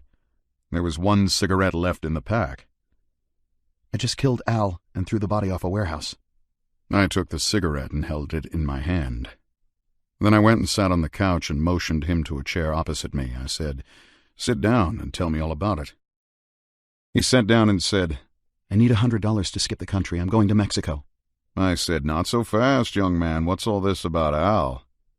"Well," he said, "Al and I were drinking in Monetta's, and we decided to take a walk. We walked over on 2nd Avenue somewhere and broke into an old warehouse and started exploring around. I found a hatchet and broke some windows with it. Later we were up on the roof. Al kept saying he wanted to ship out with me. I got mad and gave him a shove. He nearly went over. He looked at me and said, 'I want to do the things you do. I want to write poetry and go to sea and all that.'" Philip stopped and looked at me. "I can see you don't believe me." "Go on," I said. "Well, so I said to him, 'Do you want to die?' And he said yes. He made a couple of wisecracks and tried to put his arm around me. I still had the hatchet in my hand, so I hit him on the forehead. He fell down. He was dead. Now give me that $100. I have to get out of the country." "That's ridiculous. You can't skip the country with $100. "Yes, I can. I'm going to hitchhike." "Well, you'd get picked up quick enough." "You don't believe me?" he said. "You know, don't you, that things drag on for just so long and then something happens." I said, "All right. Al is dead now. What did you do then?" Well, then he kept leering at me through half-closed eyes. I said to him, "You can't do that. You're dead." I rolled him off the roof with my foot. It was about 7 stories high. "Anybody see you?" "No, I don't think so." "But you were seen leaving Monetta's together." I was thinking fast, and it all added up to one thing. "Now give me that $100 or I'll kill you too." I smiled at him. Philip said, "Oh no, I wouldn't do that, but please, let me have it." I didn't answer. He took a bloody silk handkerchief out of his pocket. In one corner there were the initials R.A. He stuck it under my nose. "You recognize this, don't you?" "Yes," I said. "That's Al's souvenir, eh?" He looked at me with a naive, boyish expression and pushed the handkerchief toward me. "Do you want this? Shall I leave it here?" "Christ, no! Take it with you." I put on my dressing gown and began pacing the room. Philip said, "What am I going to do if you won't give me any money? I'll get the hot seat." I put on my Claude Rains manner and walked over toward him. "The hot seat," I sneered. "You'll be out in 2 years at the latest. Do you know what happened to you, Phil? You were attacked. Al attacked you. He tried to rape you. You lost your head. Everything went black. You hit him. He stumbled back and fell off the roof. You were in a panic. Your only thought was to get away. Get a good lawyer. You'll be out in 2 years. Phil looked at me and nodded. "Well," he said, "I guess I could stand 2 years. But I don't know. Would you lend me your gun? I'll commit suicide. You do have a gun, don't you?" I said, "Yes, I have a gun." "But you don't have any bullets, do you?" He knew damned well I had bullets. I said, "No, I haven't any bullets." Philip got up to leave and walked over to the door. I walked over and stood beside him. I thought that if it was true, I ought to put my hand on his shoulder and say something kind to cheer him up. But then I remembered how he was always trying to get money out of me. I said, "Goodbye, Philip," coldly. He said goodbye and walked out. I closed the door. Then I picked up the bloody pack of cigarettes off the floor, tore it up into small pieces, dropped the pieces into the toilet bowl, and flushed the toilet. It was time to go to work, so I started to get dressed. Chapter 17. Mike Ryko. Monday morning at 9 o'clock I was up and ready to go to the Union Hall to get another ship, but Philip was nowhere around. I looked behind the couch and saw that his sea bag was still there, so I sat down and waited, figuring he might have gone downstairs to get breakfast and would come back to get me. I sat and lit a cigarette and started thinking about what we would have to say at the beef window in order to get another ship today. The buzzer rang 3 times, which is the signal for telephone calls, so I went downstairs to the lobby and picked up the receiver. "Hello," I said. "Mike? This is Phil." It was the first time I'd ever heard Phil's voice over the phone, and I smiled because it sounded strange. He said, "I disposed of the old man last night." I said, "What?"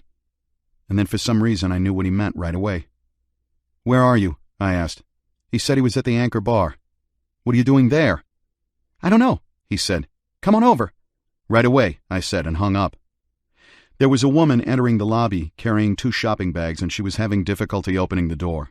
I watched her until she got the door opened, then I went back upstairs. I reached behind the couch and hauled out Philip's sea bag. I went to the bedroom and found the cat sleeping on my sea bags. I picked up the cat and laid it on the bed beside Janie. She was sleeping and there was a thin film of moisture on her face. It was already hot, at 9 o'clock. I picked up my sea bags and threw them beside Philip's sea bag on the floor of the front room. I stood there looking at them for a minute or so. I couldn't think. Then I decided it was useless to take them along because now neither one of us could ship out. So I left the apartment and walked down the stairs. When I got down to the lobby, I suddenly turned around and went back up the stairs on the run, went to the bedroom, kneeled at the bed, and kissed Janie on the brow. I said, "I'll be back tonight," and she mumbled something and went back to sleep. Then I left the apartment house and walked rapidly toward the Union Hall. The sun was hot and moist, and you could already feel the heat breathing all round. I was sore because it was going to be a hot day. An old woman at the corner of 14th Street and 7th Avenue tried to sell me some flowers, but I rushed right by her. When I got to the Anchor Bar, Philip was standing at the bar with a whiskey glass half empty in his hand and several dollars and some change laid out in front of him on the counter. The place was full of seamen, all talking at the same time, and the jukebox was playing some South American record. We said hello, and Philip ordered me a drink. I fixed my eyes on a ceiling fan above and let the whiskey slide into my mouth. Then I took a beer.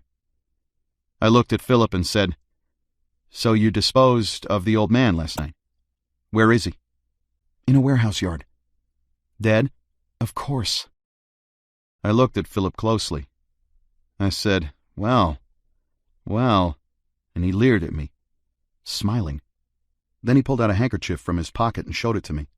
There were some red stains on it and the initials R.A. embroidered in a corner. "Al's?" I asked. He nodded his head. Then he pointed down to the cuffs of his khaki pants and held up his foot. There were some red stains there, too. "Blood," he said. I didn't know whether to believe all this or not because he was so anxious to show me the evidence. "How did you do it?" I asked. "With a hatchet. I hit him on the brow and he fell down dead. Then I pushed him over the edge of the roof." Philip put his hands over his ears and pressed hard. "I did this for 3 seconds so I wouldn't hear him fall in the yard." He winced and made a face. "I heard it nonetheless." "Tell me all about it," I said. My legs kept bending at the knee and I had to lean most of my weight on the bar. I said, "Let's go somewhere and sit. My knees are shaky. I can't stand up." "Me too," he said, and picked up his money and cigarettes from the counter. We walked out of the Anchor Bar, crossed the street, and started up 17th Street. In a play court on the right, a whole platoon of little children were seesawing and playing hopscotch and wading in a pool in the hot sun. Philip smiled at the children. I knew he was thinking of himself as a murderer. We walked uptown along 8th Avenue, and I gave one last glance at the group of seamen standing around in front of the Union Hall. We found an air-conditioned bar a few blocks up the avenue. There were some red leather stools at the bar there, so we sat on them and ordered a couple of Calvert shots with beer chasers. "Tell me what else happened," I said. "Tell me everything since I last saw you yesterday morning." "I spent all Sunday afternoon at my uncle's," Philip said. "I told him I needed some more money because we had to get another ship. After dinner, I went down to Minetta's and started drinking whiskey, and then Al came in with Cathcart. Cathcart went home early, and Al and I drank some more whiskey." So then Philip gave me the story he'd told Dennison earlier in the morning. When he was finished, I said, "What are you going to do?" "Any suggestions?" "Substantially what Dennison advised." "I guess that's best," Philip said, and ordered 2 more drinks. "I'll get the hot seat for sure." "No," I said, "that's preposterous. Al was queer. He chased you over continents. He screwed up your life. The police will understand that." Philip shrugged. And then I said, "Well, at least we'll have a good drunk this morning." I was sorry I said that, so I said, "But God, it shouldn't have happened, huh?" Philip shrugged again. "Here's to Al anyway," I added, and held up my glass. I drank down my Calvert, and the next thing I knew, Philip was staring into space, and 2 long tears were running down his cheeks. I was all embarrassed because I'd never seen Philip cry. I wanted to put my hand on his shoulder, and finally I did. "There's time for all kinds of things," I said. "Time even for murder. Soroyan." He leered at me, his face all wet. "That sounds like T.S. Eliot," he said. "Does it?" We laughed a little bit, and then I gave him a cigarette. I began to think about how I used to imagine what it would be like to kill someone and how I used to write thousands of words to create that pattern of emotions. Now here stood Philip beside me, and he had actually done it. "I'm going to my uncle's and give myself up," Philip was saying. "He'll know what to do. He'll get lawyers. If the police haven't found Al's body by now, they will have before nightfall." I explained to Philip what I was thinking about, but he was concerned with facts. "My uncle has a lot of political power," he went on, "and he'll know just what lawyers to get." We talked about that for a while, then Philip said he wanted to go. "Where are you going?" I asked. "Let's go to the Museum of Modern Art and spend a few hours there." "Okay," I said. but let's have a few drinks before we go in. We went outside on 8th Avenue to hail a cab. The sidewalks were crowded with people. A fruit vendor had pulled his cart up in front of the bar and was selling apples. We finally stopped a cab and jumped in. Go by way of Times Square, Philip said. Then, when the cab was underway, he turned to me and said in a loud voice, "I hope they don't find the body right away." "Yeah," I said loudly, and we were grinning at each other. "I'll bet he's a bloody mess." "Hell yes," Philip said. "When I chopped him in the face with the hatchet, the blood spurted out and gushed all over the roof. There must be a lot more blood down in the yard." "Yes," I said, "you did a thorough job of it." We were passing through Times Square, and Philip said, "Drop us off here, driver." The cabbie pulled up to the curb and turned to close the meter. Philip handed him the money, and the cabbie was grinning. The cabbie knew the ropes all right, but he didn't know the facts. On the sidewalk, I said, "I thought we were going to the museum." "Let's look around here a while," Philip said, and started walking down 42nd Street. We passed the Apollo Theater, which was still playing Port of Shadows, and the Italian spaghetti joint, and then we crossed the street to a penny arcade. Philip cashed in a quarter's worth of pennies, and we started playing pinball machines and shooting down enemy aircraft and looking at the risque penny movies that depicted women undressing in their boudoirs while mustached men came in from the fire escape. I shoved a nickel in the jukebox and played Benny Goodman's "The World is Waiting for the Sunrise." We left the penny arcade and wandered towards 6th Avenue. Phil bought some roasted peanuts from a little Italian, and we sat in the New York Public Library park throwing peanuts at the pigeons. A man in shirt sleeves sat next to us on the bench reading a Trotskyite pamphlet. Phil said, "Wherever they send me, I'll be able to do what I would have done at sea." "You know," I said, "I knew we wouldn't ship out because I wasn't dreaming about the sea." "I'll write poetry," Philip said. There was a movie house on 42nd Street near 6th Avenue showing Alexander Korda's production of Four Feathers. Philip said, "That's good. Let's go in and see it." So we went in and sat in an orchestra seat. Something had gone wrong with the air conditioning system, and it was suffocating in there. The picture started off with a caption telling of the murder of thousands of British soldiers in the Sudan at the hands of the ruthless Fuzzy Wuzzies. Philip waved his hand and said, "They can murder 'em by the thousands." "Yeah," I said. There was an ambush scene where you saw British soldiers and Fuzzy Wuzzies hacking away at each other with sabers and knives, and much blood. Most of the picture kept reminding us of Al lying in the yard in a pool of blood, so we couldn't enjoy it that much. And one of the characters in the story was named Dennison. We came out of the theater soaking wet with sweat, and it was even hotter outside. It was now about 3:30. We went into a bar and drank a few glasses of cold beer. "I'll have to go soon," Philip said. I said, "What about the museum?" "That was a good picture," Philip said, "but it kept reminding me that my time is drawing near." We drank and were silent. "Well," he said at length, "let's go to the museum." We went out and hailed a cab. In the air-cooled museum, Phil spent 10 minutes in front of a portrait of Jean Cocteau by Modigliani. I wandered off to look at Bloom's vast studies of the decline and fall of the West, with Corinthian pillars fallen and always the same underworld types plotting in cellars while priests wail at the sacrifice and oriental-looking troops gut the city. Then we both stopped in front of Celichou's Cash Cash and looked at that for a while. There was a tall blonde fag wearing a striped polo shirt and tan slacks who kept looking at Phil out of the corner of his eye.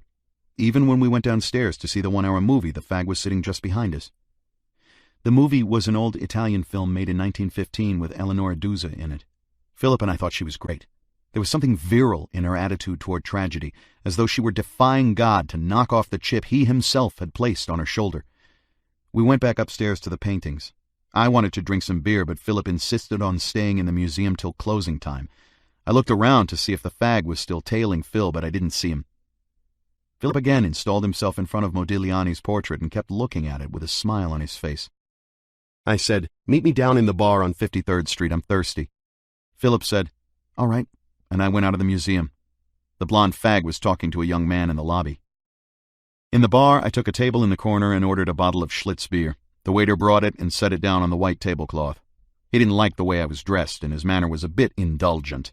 I was wondering why people made such a fuss over clothes, and while I was thinking about these things, the idea of the murder kept popping up and down in a steady rhythm. I got hungry after a while, so I ordered a hamburger steak dinner. The waiter brought over silverware and a clean white napkin and a glass of water. The place had that brown East Side light in it, like a rathskeller, and it was cool and pleasant. I looked around and took in all the characters that were in there. While I was waiting for the hamburger steak, I ordered a double bourbon and drank it down in 2 gulps. When the food came, I ate loosely and goofily, the way you do when you've had too many martinis before dinner. I was finished and was drinking some beer when Philip walked in and looked around. I waved at him and he came over. "I ate," I said. "I was hungry." "Don't apologize, ghoul. I'm hungry too." "Okay," I said. Philip ordered the same dinner plus a bottle of beer, and I ordered another double bourbon. The waiter was beginning to brighten up to his table. He was beginning to say, "Sir," and before you knew it, he had emptied out my ashtray and wiped it clean with a moist towel. Philip said, "I've got about $10 left of my uncle's money. We might as well spend it all before I give myself up." "Fine," I said. Philip finished eating and paid the check. We went out on 53rd Street and wandered east until we got to 3rd Avenue. We found a cheap saloon and went in and sat at the bar. "This is where Don Burnham does all his drinking in the Lost Weekend," I said. "3rd Avenue." Philip ordered 2 whiskeys and we were launched off again.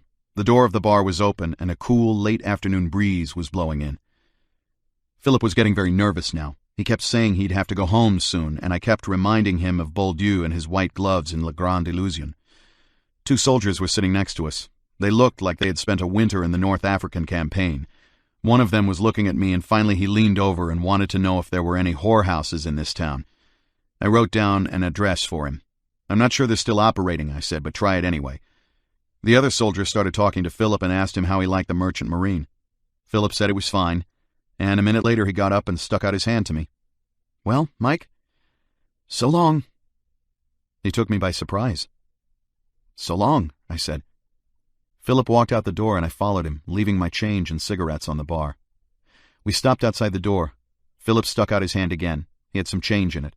When we shook hands, the coins jingled and a few of them dropped down on the sidewalk and clinked. Philip opened his hand and let the rest of the money drop down from stiff, dramatic fingers. "I'll pick them up," I warned him. "Go ahead." "So long, Mike." "So long, Phil." Philip walked away toward 60th Street, and I watched him for a while. I felt like running after him to say goodbye again. He disappeared around the corner, walking determinedly as if he were on his way to work, and I went back inside the bar. I saw the change on the sidewalk and went back outside to pick it up. Then I re-entered the bar and ordered a beer and sat in an empty booth. It was the loneliest beer I ever had. I finally walked out, and there I was, all alone, standing on 3rd Avenue in the late afternoon. The elevated roared by overhead and the big trucks rumbled by. Here I was, all alone, and everything was finished. I decided right then and there to go off and travel again. I felt like seeing the Pennsylvania hills again and the scrub pines of North Carolina. I was standing there thinking about this when I saw Philip returning down 3rd Avenue, running. "What's the matter?" I was running toward him. He took the bloody handkerchief from his pocket and handed it to me. "What'll I do with this?" he asked. "Want it?" "Why?" "It's Al's handkerchief. I know. We've got to get rid of it," he said. "That's easy," I said. I took the handkerchief and dropped it in the gutter. Then we started laughing. We were both nervous and half crazy, glad to see each other again. "Let's go into a bar," I said. "Okay," he said. We went to another saloon on 3rd Avenue and started drinking again. The bar was full of 3rd Avenue characters, and the bartender was fat and Irish. "I gotta go home," Philip kept saying. Then he said, "I'm getting sick of my white gloves." He held up his hands. "I'm weak.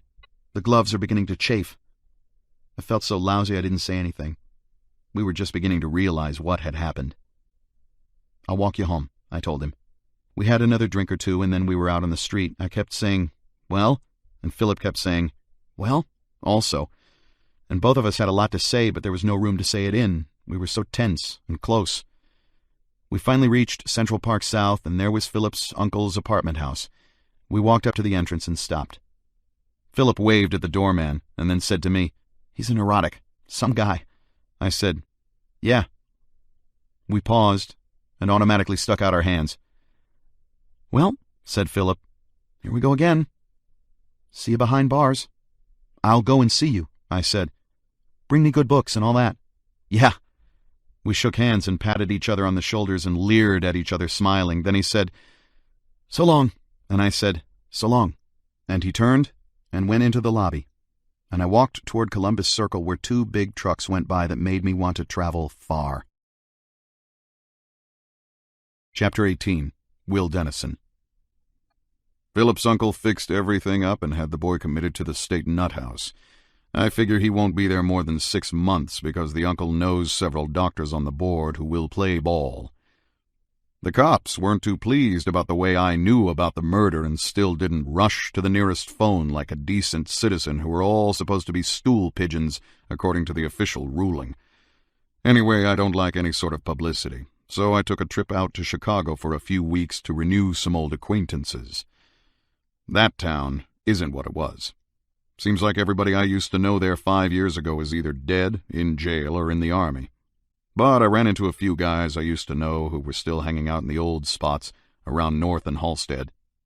When I got back to New York, there was a letter from a man in Chicago saying he was a friend of Charlie Anderson and would like to see me about a business proposition. There would be something in it for me. It sounded like he had some hot stuff and didn't know where to take it. There was a phone number in the letter, and I called it several times, but did not get the party. I decided to go up to Al's place and see Agnes, who had moved into Al's room after the murder. I found her packing. She was going to leave town the next day.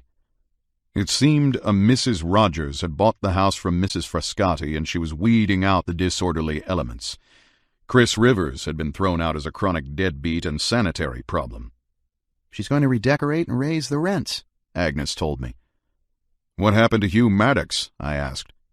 He got 3 years, but may be allowed to join the army later. No one seems to know for certain. We thought that over for a while, then Agnes said, Oh, and another thing. You know, I packed Al's things and sent them off to his brother in Memphis, but the radio was missing. Someone must have gone into the room and taken it. I think it was Bunny, that socialite thief from Boston. I said, very likely. We sat there in Al's old room, and it began to get dark. Agnes was telling a long story about Mrs. Rogers, but I didn't listen. Finally, I got up to go. If you get out west, look up my old lady, I told her. Just ask anybody where is Mrs. Dennison's grocery store. Agnes said she would do it if she got out to Reno. Then we shook hands and said goodbye at the door. I went to the 3 Gs alone and ate dinner. As I was walking home from Sheridan Square, someone stepped out of a doorway and said, Hello, Will. It was Danny Borman. I said, Well, Danny, how are things going? Like a house afire, hey? But he didn't think that was funny. We went back to my room and he began telling me what had happened. He did set fire to the house, and several other houses caught fire, which wouldn't have amounted to much except that some unpatriotic prick had a lot of gasoline hoarded in his basement. Anyway, the fire got so big it set fire to a defense plant, and a wing of the plant burned down. Somebody yelled sabotage, and the FBI was on the case. I asked Danny if he collected, and he said yes. He was going to blow town with the money. I didn't have the heart to ask him for a cut, and he didn't try to force it on me. So we said goodbye and good luck and so forth. Then Danny asked me what had happened with Philip, and I told him. Danny thought about it for a minute and said, Well, he can go into politics when he gets out. Yeah, I said. He ought to be good at that. The end. Afterward. Jack Kerouac was drinking and talking in his living room at 271 Sanders Avenue in his hometown of Lowell, Massachusetts, in October 1967. The young poets Ted Berrigan, Aram Saroyan, and Duncan MacNaughton were sitting and talking with him. They had come to record an interview for the Paris Review. After a question about his first novel, The Town and the City, Kerouac remarked, I also wrote another version of that story that's hidden under the floorboards with Burroughs. It's called And the Hippos Were Boiled in Their Tanks. Yes, said Berrigan, I've heard rumors of that book. Everyone wants to get at that book. As the exchange attests, And the Hippos Were Boiled in Their Tanks had already gained legendary status 40 years ago. But when its 2 authors wrote the text in 1945, they were unpublished and unknown. Hippos predated by more than a decade the works that brought them lasting literary fame. On the Road in 1957 for Kerouac, and Naked Lunch in 1959 for William S. Burroughs. Those books, along with Allen Ginsberg's Howl and Other Poems in 1956, are the flagship works of the Beat generation, and it seems unlikely that anyone reading this book will be entirely unaware of them. Even if all you know about the Hippos novel comes from this book's jacket, you already know too much for you to meet the text as it was written, by 2 nobodies and about no one you ever heard of.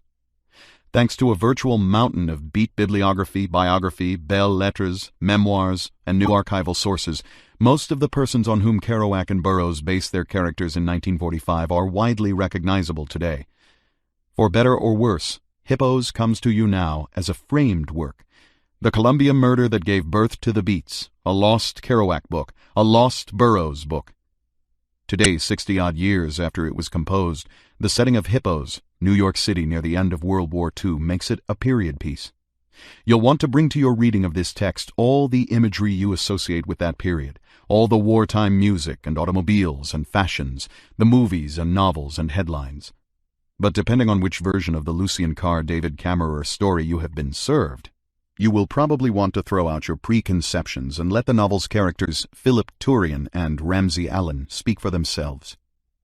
For anyone who just walked in, the basics. The enmeshed relationship between Lucien Carr IV and David Eames Kammerer began in St. Louis, Missouri in 1936, when Lucien was 11 and Dave was 25.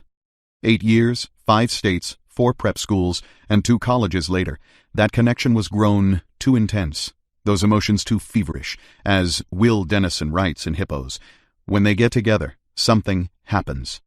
Something had to give, and something finally did. In the muggy pre-dawn hours of Monday, August 14, 1944, in cruisy Riverside Park on New York's Upper West Side, Lucien and Dave were alone, drunk and quarreling. They wrestled and struggled in the grass, and then Lucien stabbed Dave with his little Boy Scout knife, twice in the upper chest. Dave passed out.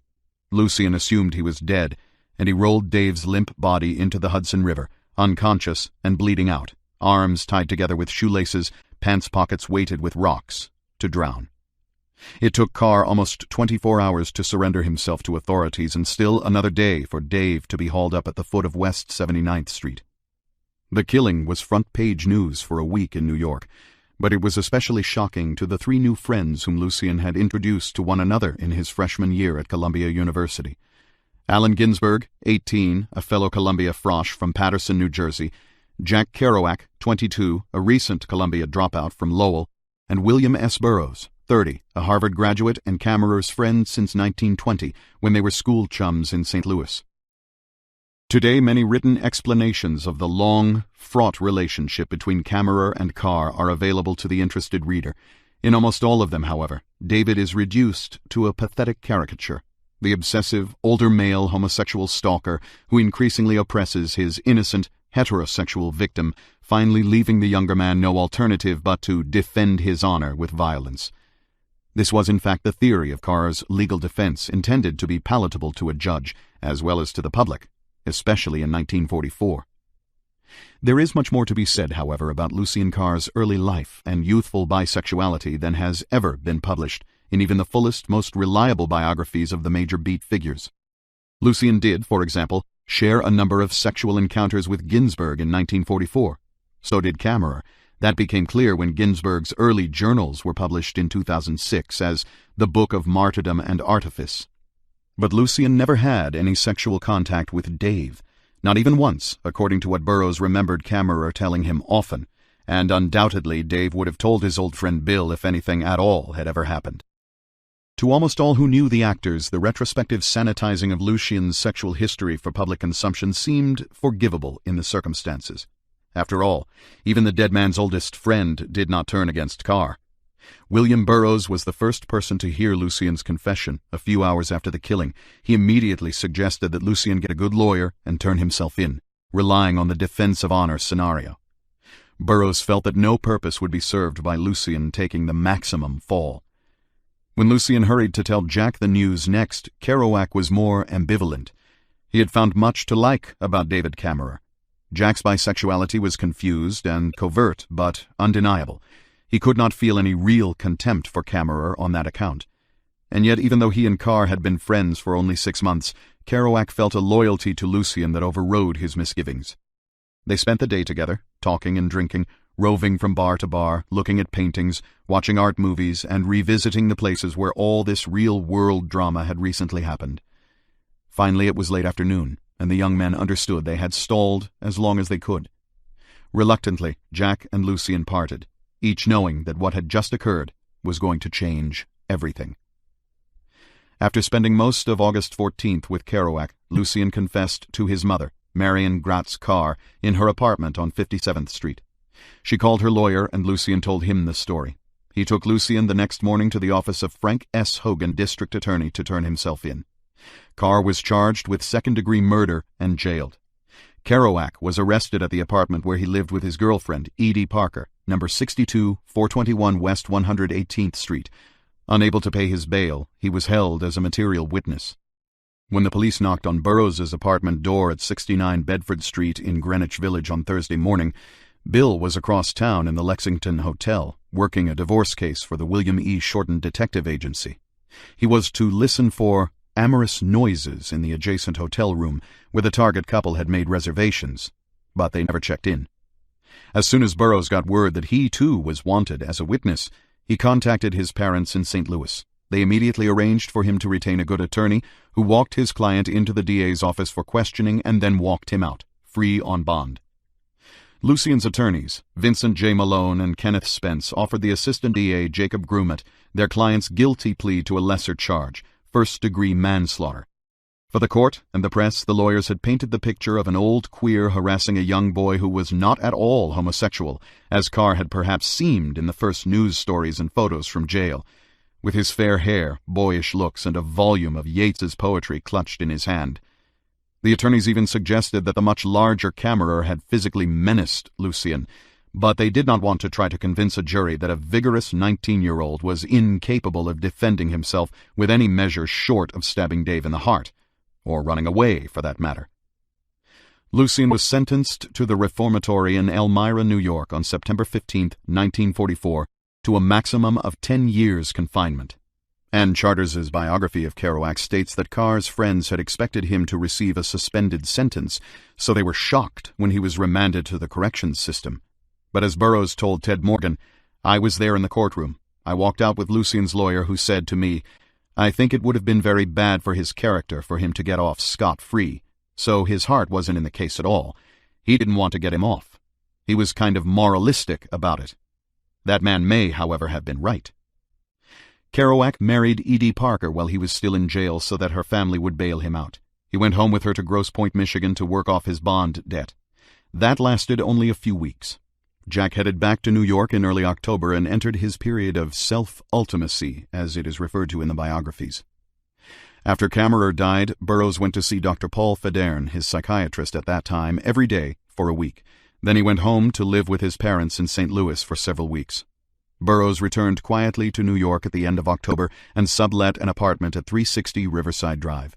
Within a month, Burroughs's underworld connections had introduced him to the effects of injecting morphine, and by December he was sharing this discovery with Alan and Jack. For Burroughs, as we know, this was the beginning of a lifelong struggle with addiction and an endless series of habits and cures, back on, off again, until in 1980 he got on the methadone maintenance program. Allen Ginsberg was among the first to try his hand at making literary hay with the Kammerer story. In late 1944, Allen wrote many notes and chapter drafts in his journals for a work that he considered calling The Blood Song. Ginsberg's now published journals include those writings, with many vivid scenes between him and Lucien and lively depictions of the Kammerer-Burroughs circle. Ginsberg's reconstruction of the ultimate encounter between Lucien and Dave that night is the most detailed, and possibly the most realistic, of all the dramatizations of Kammerer's final hours.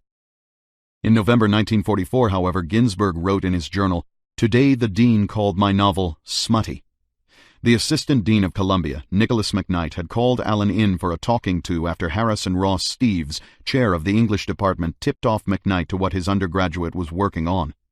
Dean McKnight did not want more notoriety for Columbia from the case, and he discouraged Ginsberg from continuing. By fall 1944, Allen's friend, the student poet John Hollander, had already written a Dostoevskian story about the killing for the Columbia Spectator, and the juicy details proved irresistible to many other writers in those years. Some version of the affair turns up in novels and memoirs written in the 1940s or later by Chandler Brossard, William Gaddis, Alan Harrington, John Cleland Holmes, Anatole Broyard, Howard Mitchum, and even James Baldwin, who is believed to have used the characters for a story he called Ignorant Armies, a very early version of his gay-themed 1956 novel Giovanni's Room. Other New York writers who were certainly aware of the story include Kammerer's and Brossard's friend Marguerite Young, and a friend of hers, a copy boy at the New Yorker named Truman Capote, to whom Young introduced Burroughs around June 1945, when Capote's first important story, Miriam, was published in Mademoiselle. Years later, Edie Kerouac Parker, another eyewitness, wrote her memoirs. Her story was finally published in 2007 as You'll Be Okay, My Life with Jack Kerouac. Edie's account is from the perspective of Jack's girlfriend, who didn't immediately understand why the police banged on her apartment door and took her man away to jail.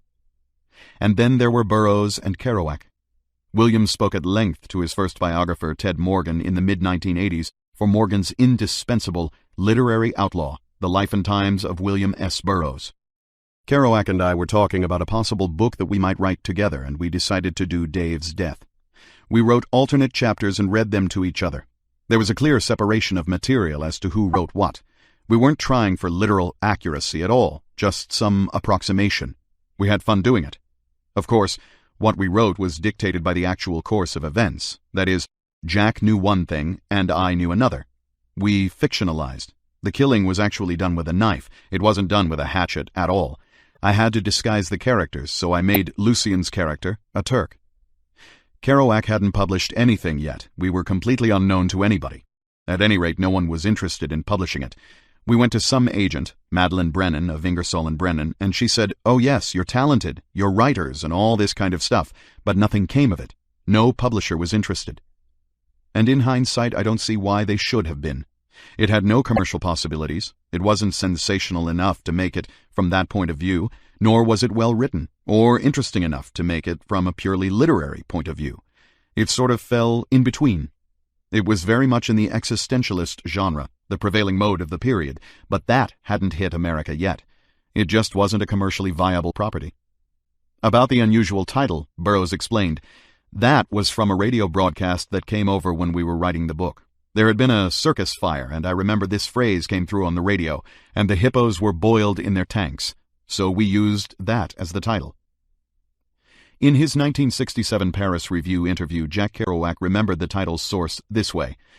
It's called And the Hippos Were Boiled in Their Tanks. The hippos, because Burroughs and I were sitting in a bar one night and we heard a newscaster saying, "And so the Egyptians attacked blah blah, and meanwhile there was a great fire in the zoo in London, and the fire raced across the fields and the hippos were boiled in their tanks. Good night, everyone."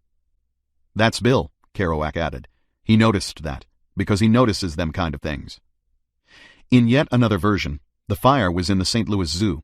But surely this is related to the Ringling Brothers and Barnum and Bailey Circus fire in Hartford, Connecticut, on July 6, 1944, known as the Day the Clowns Cried. There were nearly 7,000 people in the big tent when it was suddenly engulfed in flames. 3 minutes later, the tent poles collapsed and the rest of the burning tent caved in. 6 minutes after it all started, there was nothing left but smoldering ashes. At least 165 men, women, and children died, and some 500 more were injured, many trampled in the panic. It turned out that the tent's canvas had been waterproofed with a mixture of gasoline and paraffin, the opposite of a flame retardant. The Hartford fire occurred within days of Burroughs's first visit to the 118th Street apartment to meet Kerouac in late June or early July 1944. In Hartford, however, the horses, lions, elephants, and tigers were quickly led out of danger, and there were no hippos in Hartford to boil. A pygmy hippo reportedly died in the Cole Brothers Circus fire of 1940 in Rochester, Indiana, along with 17 other exotic animals such as llamas and zebras. And in Cleveland, Ohio, a fire in the menagerie tent of the Ringling Brothers Circus on August 4, 1942, had killed upwards of 100 animals. 24 of them shot down by police with high-powered rifles as the creatures fled in panic and horror, their fur ablaze. These horrific, absurd, grimly comic scenes were just the sort of thing that Burroughs found excruciatingly funny. Perhaps the boiling hippos was a running gag with him, and it had been triggered again by news of the Hartford fire. Others, such as Allen Ginsberg, remembered that the boiling hippos line might have come from some early cut-up speech and radio news experiments that their friend Jerry Newman used to make on his sound recording devices. Newman was a Columbia student and jazz aficionado who, before magnetic tape recorders were available, got his hands on some portable disc recording gear and took it to jam sessions and to the 52nd Street clubs. His rare 1940-41 recordings of Art Tatum are considered musical treasures. In Vanity of Duluos, his late-life novel as memoir, Kerouac described his collaboration with Burroughs in the winter of 1944-45. Why, old Will, in that time, he just awaited the next monstrous production from the pen of his young friend, me, and when I brought them in, he pursed his lips in an attitude of amused inquiry and read. Having read what I offered up, he nodded his head and returned the production to the hands of the maker. Me, I sat there, perched on a stool somewhat near this man's feet, either in my room or in his apartment on Riverside Drive, in a conscious attitude of adoring expectation, and finding my work returned to me with no more comment than a nod of the head, said, almost blushingly, "You've read it. What you think?" The man Hubbard nodded his head like a Buddha, having come to ghastly life from out of nirvana. What else was he supposed to do? He joined his fingertips resignedly. Peering over the arch of his hands, he answered, "Good, good. But what do you specifically think of it?" "Why," pursing his lips and looking away toward a sympathetic and equally amused wall, "why, I don't specifically think of it. I just rather like it, is all." The Hippos typescript was ready by early spring. In a letter of March 14, 1945, to his sister Caroline, Kerouac wrote, "The book Burroughs and I wrote is now in the hands of the publishing firm Simon & Schuster, and they're reading it. What will happen, I don't know. For the kind of book it is, a portrait of the lost segment of our generation, hard-boiled, honest, and sensationally real. It is good, but we don't know if those kinds of books are much in demand now, although after the war there will no doubt be a veritable rash of lost generation books, and ours in that field can't be beat." Burroughs had raised the same question about which literary styles would be fashionable and commercial. As we know, Simon & Schuster took a pass on the sensationally real Hippos manuscript, and it was rejected by a few other publishers. But Kerouac continued to rework the material.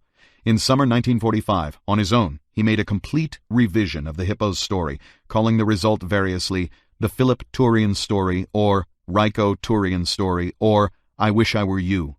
He also based the characters Michael and Paul on himself and Lucien Carr in Orpheus Emerged, another piece written around this time and published in 2005. This unfinished novella also features characters based on Ginsberg and Burroughs. After 2 years in Elmira, Lucien Carr was released. He returned to New York to rebuild his life from the ground up, and he was in no mood to indulge his dear friend Jack in any romanticized versions of the tragedy that had ended his youth. He discouraged any further efforts to rewrite or resubmit the Hippos text or any similar treatments. Lucien's friends knew he wanted to put all that behind him, but it was too good a story to leave alone, and they were writers, or they soon would be. In his letters to Kerouac and Ginsberg from Elmira, Carr had maintained his jaunty, "what, me worry" tone, but it was obvious to him and everyone else that he would not be returning to Columbia University. Soon after his release, he went to work for United Press International, starting as a copyboy. He married Francesca von Hartz, started a family, 3 sons, Simon, the novelist Caleb, and Ethan, and in 1956 was promoted to night news editor at UPI. That same year, Lawrence Ferlinghetti's City Lights Books published Allen Ginsberg's breakthrough poem, Howl, with its dedication to Lucien. But Carr had enjoyed more than enough public notoriety. He asked his old friend Allen to refrain from mentioning his name in future editions.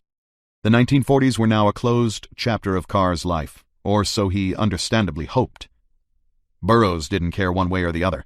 By 1946 he was in deep trouble with drugs, his feet at the top of the down escalator that deposited him 5 years later within an inner ring of hell in Mexico City, when he recklessly but unintentionally killed his wife of those years, Joan Vollmer Burroughs, with a shot through the forehead in a drunken party stunt on September 6, 1951. He had been writing for 2 years at that point, but his subject was not Jack Kerouac or Lucien Carr. His subject was junk and junkies. In New York and Lexington, Kentucky, in East Texas and New Orleans, Louisiana, and ultimately in Mexico City. In other words, himself and his junko partners.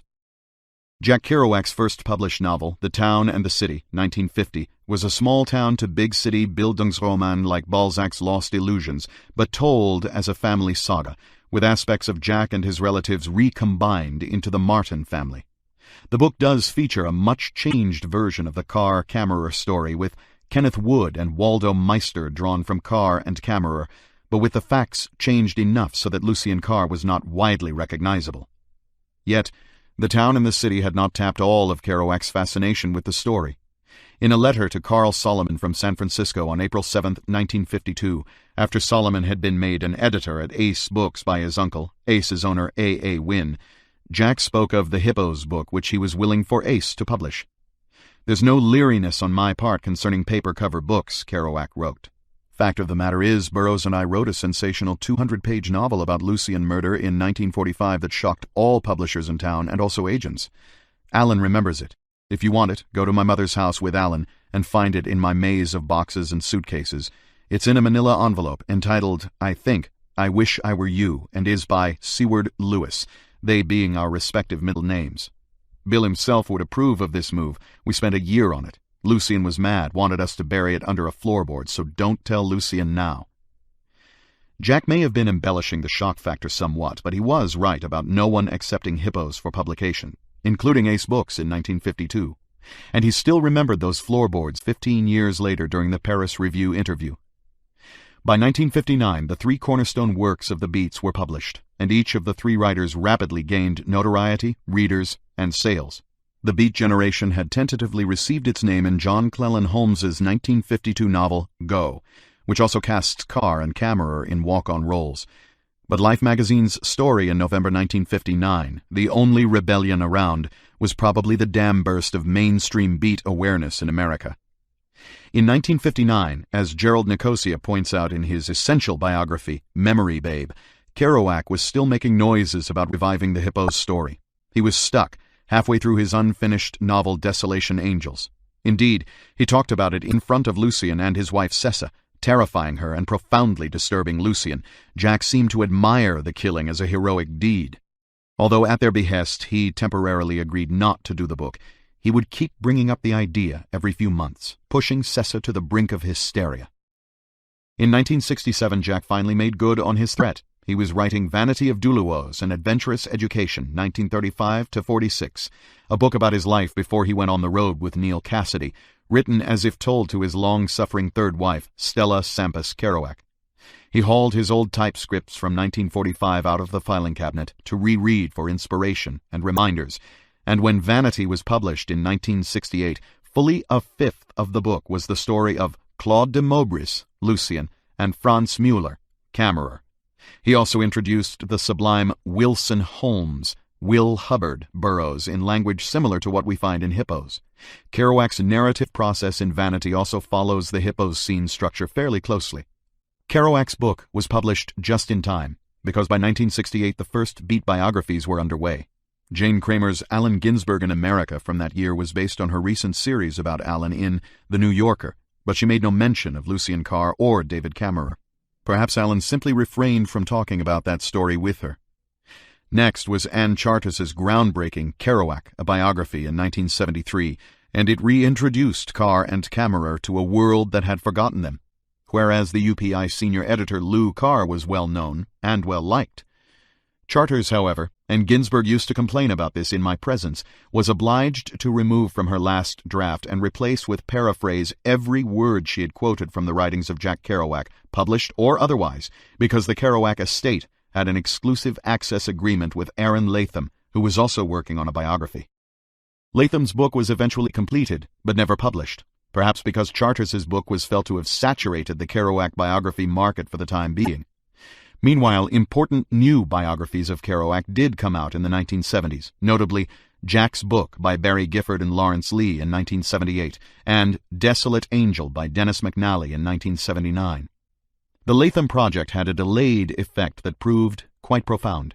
Latham's agent was the venerable Sterling Lord, who was also Kerouac's agent since the early 1950s, and, after Kerouac's death in October 1969, the estate's agent. Latham often wrote for New York Magazine, and the late Clay Felker, its editor, agreed to publish Latham's first chapter. It was titled, simply enough, The Columbia Murder That Gave Birth to the Beats, and it was published in April 1976, with a 2-page graphic spread and, on the issue's cover, a reefer banner to the story inside.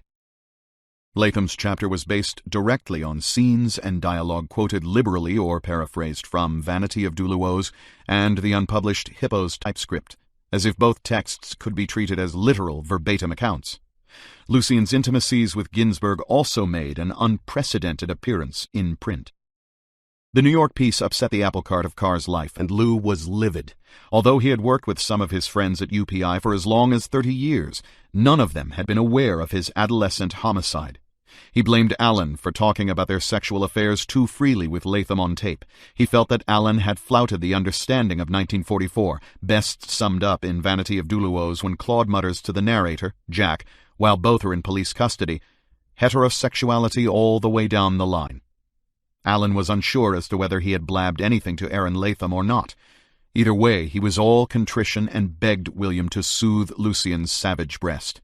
William felt quite indignant on Lucien's behalf, and with the help of his longtime copyright lawyer, Eugene H. Winnick, he brought suit against Latham, Lord, and New York Magazine for copyright infringement of Burroughs's chapters of the Hippos work, defamation of character, and invasion of privacy, meaning an unauthorized endorsement-type use of one's name or likeness. Burroughs's suit was settled in the early 1980s for nominal damages and with no hard feelings. Control of Hippos was thenceforth to be shared and exercised jointly. So now, the Hippos were locked in their drawer, and thus matters stood for 20 years. Burroughs moved from his New York bunker to Lawrence, Kansas at the end of 1981, and he lived and worked in Lawrence for 16 more years, completing his Red Knight trilogy and creating a substantial body of visual art. When William Burroughs's time to make his journey to the Western lands finally came on August 2, 1997, I was with him. I had been privileged to live and work with William for 23 years. Soon after my 21st birthday, I had arrived in New York from Kansas to seek my destiny. Burroughs and the Beats had been my literary focus since my early teens. I had already met Ginsberg the year before, and now, with Allen's encouragement, I met William in mid-February 1974. William soon invited me to be his roommate in his big loft sublet at 452 Broadway. Very late one night that spring, William and I were awakened by the street door buzzer, and I heard a cheerfully insolent voice bark over the intercom, "Bill, it's Lou Carr. God damn it, let me in." I did, and then we all sat up talking for an hour or two. My friendship with Lucien began that night, and grew over my years with William. In fall 1999, as executor of the Burroughs estate, I took part in the Allen Ginsberg Estates auction at Sotheby's in New York. After the auction, I went down to Washington, D.C. to visit Lou for a few days. There I affirmed my long-ago promise to Lucien that, out of respect for his feelings, I would not allow publication of the Kerouac-Burroughs Hippos book in his lifetime. I have also been gifted for many years with the friendship of John Sampas, executor of the Kerouac estate. John has been generous, thoughtful, and entertaining. He has also been consistently respectful of my promises to Lucien about Hippos. They are all gone away now.